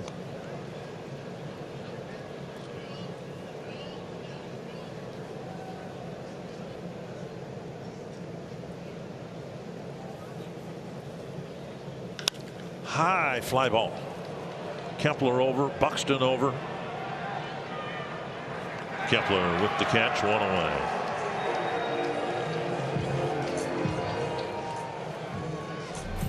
First start wasn't a bad one, but just 4 innings and 2 runs allowed. 6 innings and a win at Fenway Park. 6 innings and a win in Kansas City, and 7 innings and perhaps on his way to win number 3 on the season tonight. So we'll expect 8 innings and 100 pitches in the next start with no runs. But I mean, it's just he's kind of got that look when he's on the mound. It's never overwhelmed by any situation.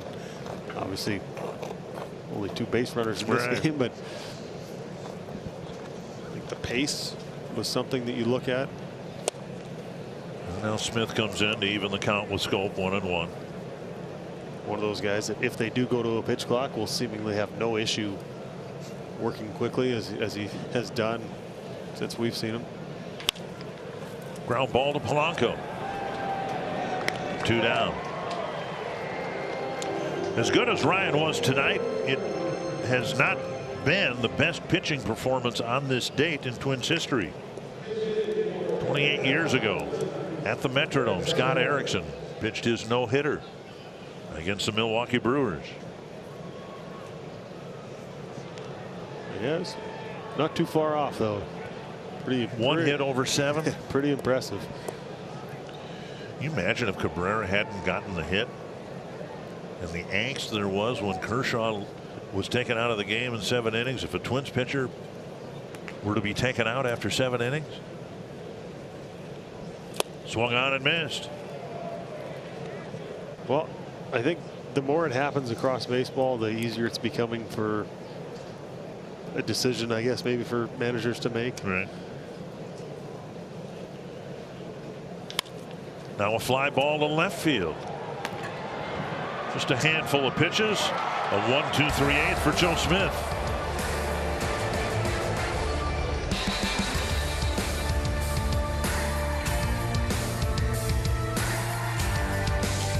Twins LLC.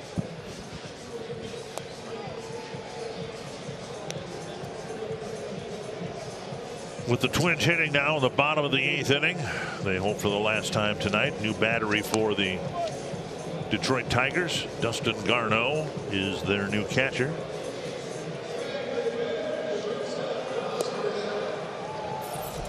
And Drew Hutchison is their new pitcher. Yeah, a guy with plenty of experience. Toronto for a long time as a starter. Bounced around a little bit, but looks like he's finding a home in the bullpen. With reverse splits. Much more effective against lefties than righties so far.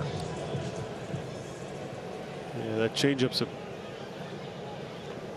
pretty good pitch for him. I think that explains a lot of it. And he's got 3 pitches out of the bullpen. Correa trying to get on track. 0 for 3. Couple of ground balls and a strikeout.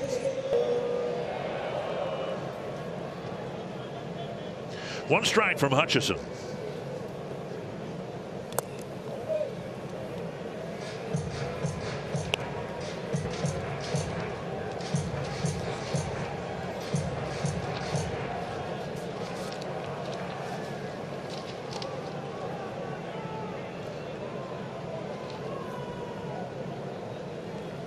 Twins trying to go 10-8 on the year. They're the only team in the division with a winning record. I got an update on Sonny Gray from Rocco Baldelli today. He's going to have one more bullpen session. He got through his bullpen yesterday in good shape. He's going to have another bullpen session. It might be tomorrow.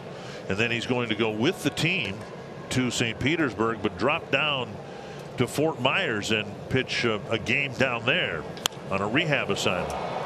It's hit to center, but hit right at Baddoo. 1 away. Yeah, it makes sense. You know, Rocco's reasoning behind it. He said once the rosters go down early May, it's going to be some changes that need to be made there. And he has to be available to make a full start, and that's kind of the reason for the rehab assignment.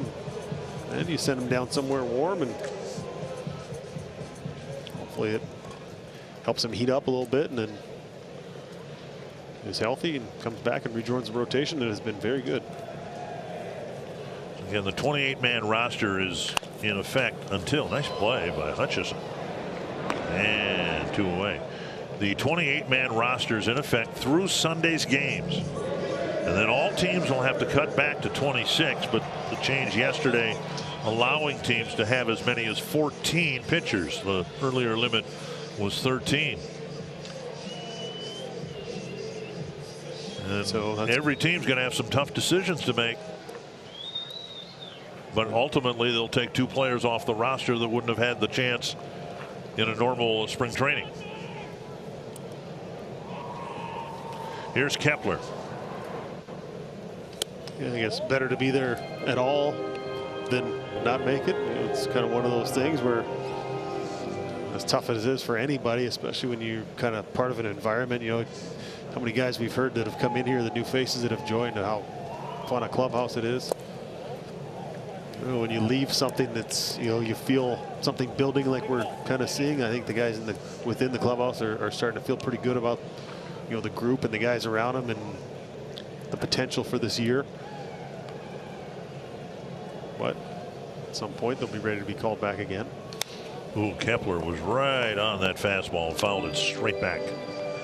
Already has 2 home runs on the night. Danny Coulomb getting loose. Looks like he'll get the 9th inning.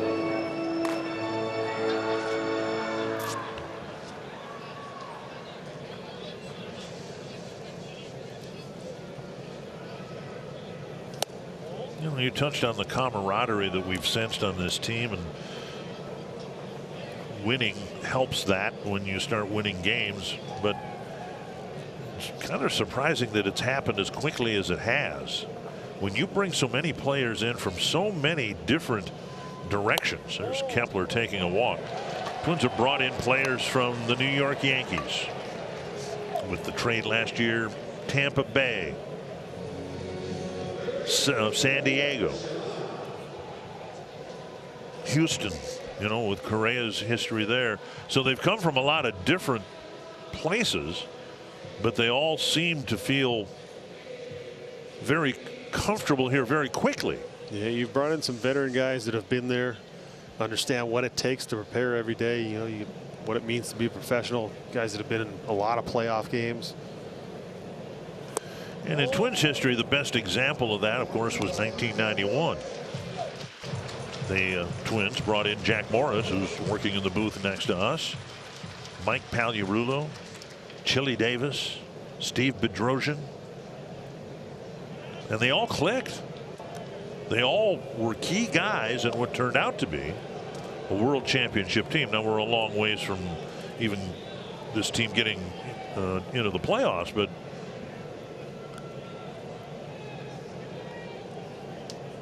one and 0 to Urshela.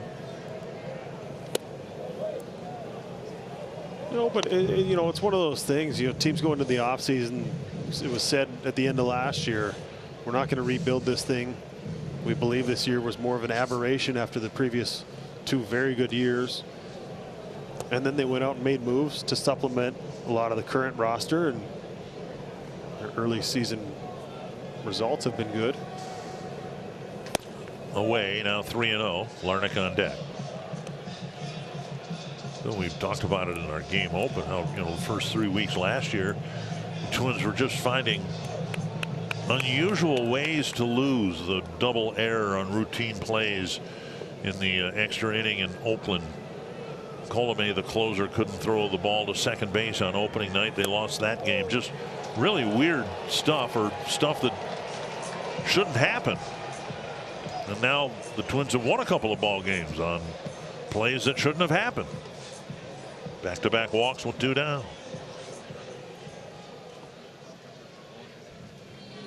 Twins fans, during Friday home games, you can enjoy the all-you-can-eat package, which includes a grandstand ticket and unlimited access to ballpark favorites. Visit twinsbaseball.com/ticket specials for details.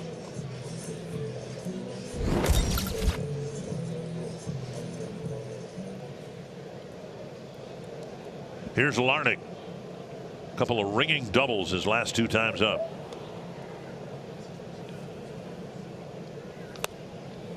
Strike over the inside edge.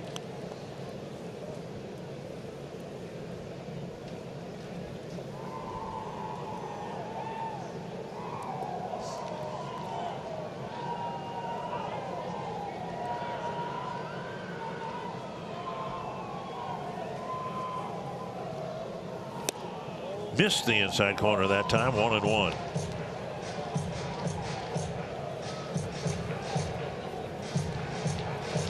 Focus is on Kepler with the 2 home runs tonight, but Larnach with a couple of doubles. Jeffers with 2 extra base hits, including a home run. Yeah, 3 RBIs on the end of it, so good production on a night where Buxton so far is over, and the nights where he is, the rare nights that we've seen, it's good to see that his teammates have contributed as well.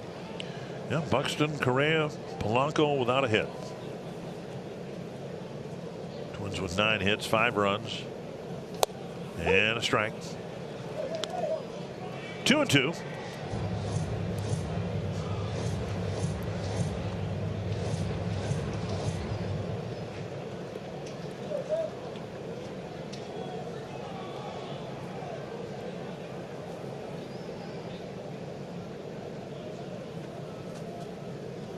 Snapped his bat. Ouch. And they get the force at second base. And 2 men are left aboard in the 8th. Twins hope it won't matter. It's 5-0.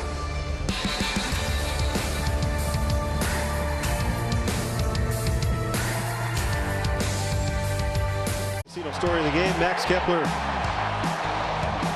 Opposite field home run to start. And just for fun, hit another one on the pull side. Continuing to stay hot. 3 home runs in the last 2 games. And Ryan Jeffers had a great night as well. He's driven in 3.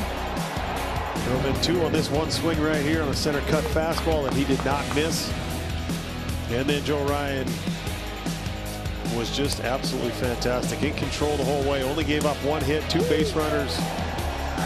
Located his fastball, located the secondary stuff. Worked with a great pace. Kept the defense involved. Defense behind him was fantastic. Some real good plays that were made, and it's shaping up to be a pretty good ball game right here as Danny Coulombe comes in to finish it up. Well, the Twins' first homestand wasn't the best. They split the 4-gamer with Seattle, lost the 2 games with the Dodgers, but this has been much better. Danny Coulombe is getting a chance to finish things off. And he'll face Akil Baddoo, Robbie Grossman, and Austin Meadows in the 9th inning. It's Willie Castro hitting in place of Akil Baddoo. Harold Castro hit in the 8th. Baddoo had gone 0 for 2 with 2 more strikeouts.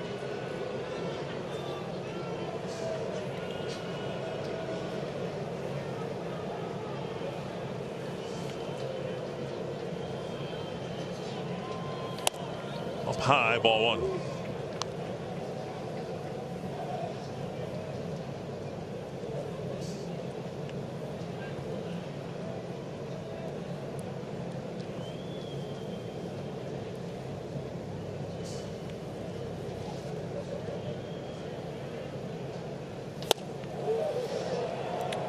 Big swing and a miss, 1-1. Seen Coulombe do that. I don't remember him doing it last year. Kind of a twist of his torso as he gets into his throwing motion. Yeah, create a little deception and show that hit your back a little bit and make it a little harder to pick up the ball. I don't remember him doing that last year, do you? 2 strikes and a ball. Can I get back to you on that? You gonna look at video tonight? I don't remember it, but I don't want to admit that I'm wrong either. So we're going to fly with the team tomorrow. We can ask him on the 3-hour flight to Florida tomorrow. There you go.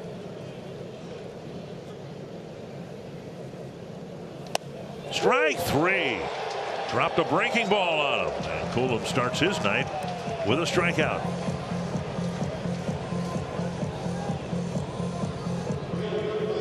One down. Back to the top of the order and Robbie Grossman.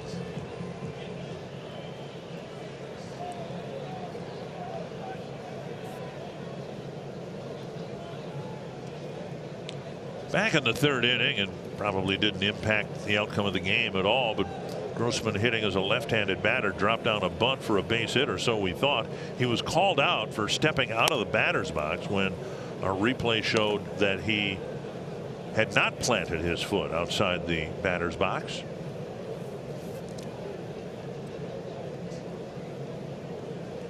that came with 2 outs in the third, so it might have been inconsequential anyway if he had bunted for a base hit.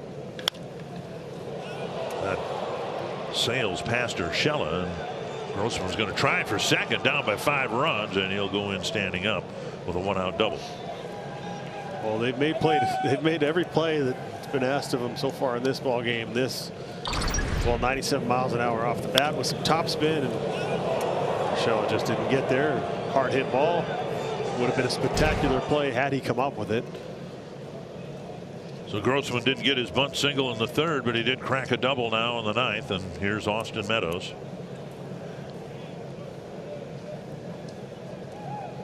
We had another unusual play last night, and for those who were watching last night, it was something I've never seen before,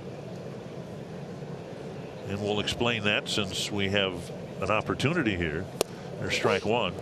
In the middle of the ball game last night, Tigers had a runner at second. They were batting, obviously, and there was an organ note that was audible through the PA system here at the ballpark in the middle of Caleb Thielbar's delivery, and he stopped with a runner on, and no balk was called. 1 strike. And I asked A.J. Hinch today about that, and he went out to talk with John Tumpane, who was then the home plate umpire last night. And Tumpane said he has the authority as an umpire to disregard what just happened because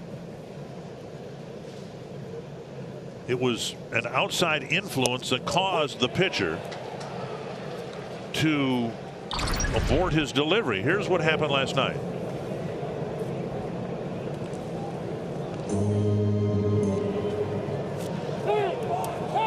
And John Tumpane did not call a balk. And in talking with Mike Everett, who's an umpire supervisor who's here for this series, he said it was absolutely the right call. A.J. Hinch didn't argue it. It just looked like a balk, but Mike Everett, the umpire supervisor, likened it to a hitter in the middle of a pitcher's delivery just stepping out of the box or something else happening that the pitcher can't control. And in those circumstances, the umpire has the authority to disregard that. I had never heard of that before. It's almost like a guy trying to step out mid-delivery to induce a balk. And right. Yeah, almost with intent. There was obviously no intent there. But. And when I was given that explanation, I thought about remember when we were in Texas and the lightning bolt? Oh yeah. And it was Ryan Doman, I believe, was the hitter, was he not? And Roy Oswalt was the pitcher.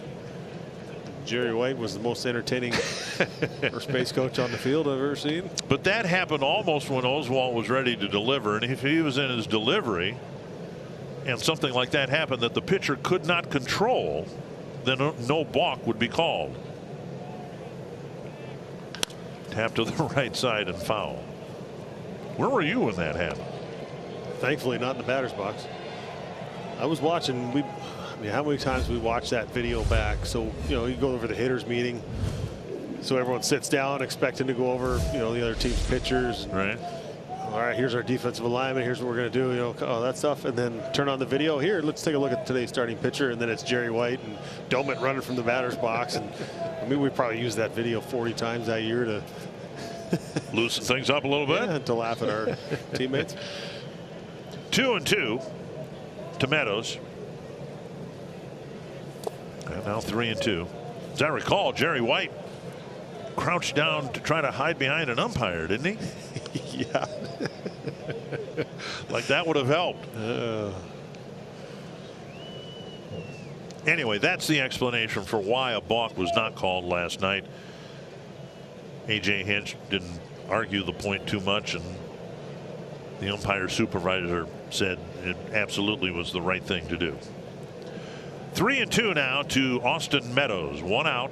Tigers trying to come back in the 9th inning, and there's a foul ball at the plate.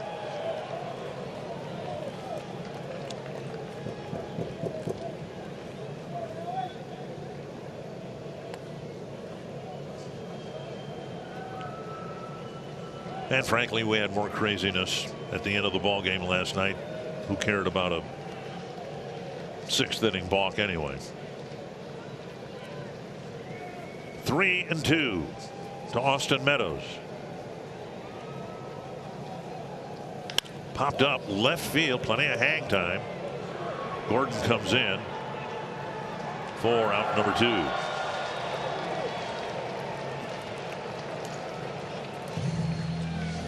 And that'll bring in Javier Baez.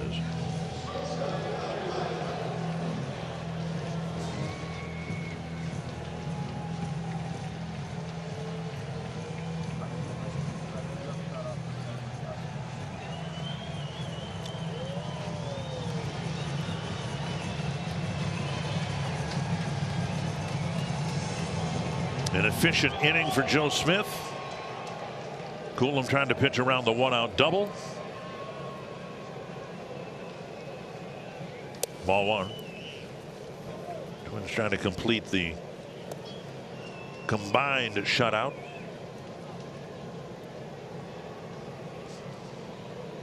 Was it the other night? Walker Buehler pitched a shutout. It was the first complete game of this year.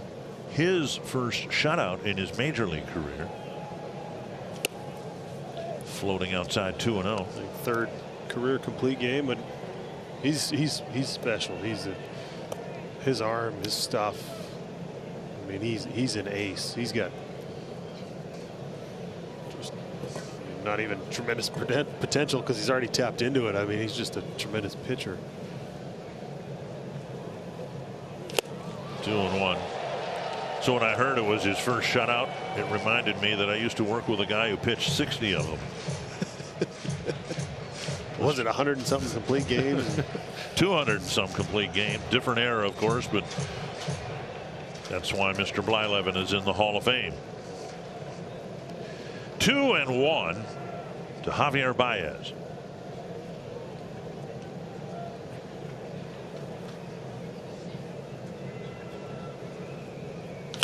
Big pop-up and out of play. 2-2. The Tigers down to their last strike.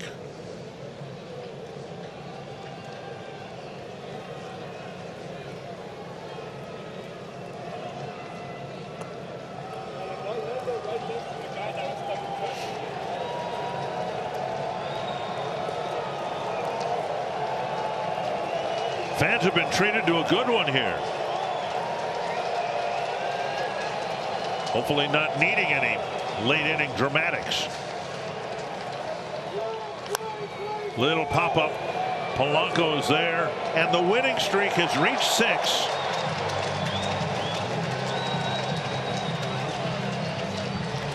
Well, if you had a formula how to win a ball game, this is pretty much it. Great starting pitching.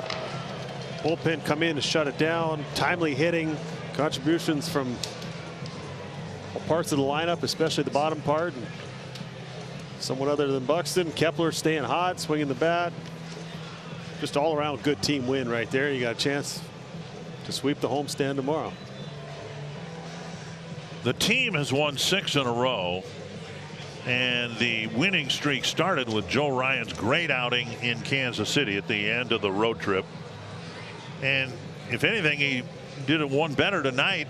One more inning, only 1 hit allowed, and 7 wonderful innings pitched. Efficient, effective, always in control, threw his fastball where and when he wanted to. That slider is becoming a real weapon. He's really increased that usage, and we'll get a chance to hear from him hopefully right here and ask him a little bit about that. So his 3rd win of this young season. He's been really, really good and dominant at times. There he is in the long coat there, and we're more than happy to ask him, and he's agreed to join us again. Hey Joe, Dick Bramer and Justin Morneau here. What's up, boys? Have you got it? Yes, you got sir. us? Yeah, hey, yeah. Great job, Joe. I made the comment during the game, half in jest. It's a cool night here in Minnesota, but this is a good summer night in San Francisco, isn't it? Yeah, Joe Smith was saying that after the game, because I don't like throwing in sleeves, and so this turtleneck came in tonight. They gave it to us. It's like the NFL and NHL guys, I guess, wear it. So kept my core warm and let my arms stay loose. But yeah, kind of used to the weather from being back home. Perfect. Looked great out there tonight, and obviously defense made some great plays behind you. How much confidence does that give you as a pitcher when you know if you throw the balls in the strike zone, if they're put in play, those guys behind you are going to make them? Yeah, I mean, having 2 platinum glovers out there and some just amazing defense, it's pretty easy to fill up the zone. So yeah, it's fun to see and just get reminded of every day. So very fortunate to have that and to be able to fill up the zone with that. So I've noticed so far this year slider usage has gone up. Is that something you made a point over the winter to either improve or become more of a weapon for you? It's been very good so far. What are your thoughts on that? Yeah, definitely. I saw the potential of that last year and just building that over the last couple seasons. So yeah, now Archer, I mean, it was helping me last year with Tampa, and now being here with him again, just extra set of eyes, and that helped. Obviously, he's had a pretty good one for a while, so using him helped me out with that. It's been very helpful, and just confidence builds the more I throw it, so definitely a weapon to have. Joe, one final question. How much confidence did you get when they named you the opening day starter? Because right now you look like a supremely confident pitcher out there on the mound. Yeah, definitely an honor to get that nod again.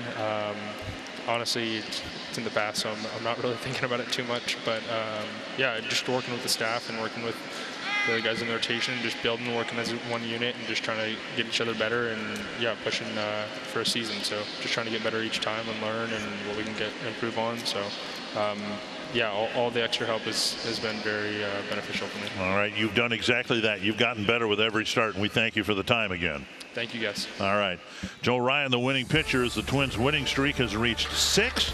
And we'll have more Twins coverage from Target Field. Twins Live postgame show comes your way next.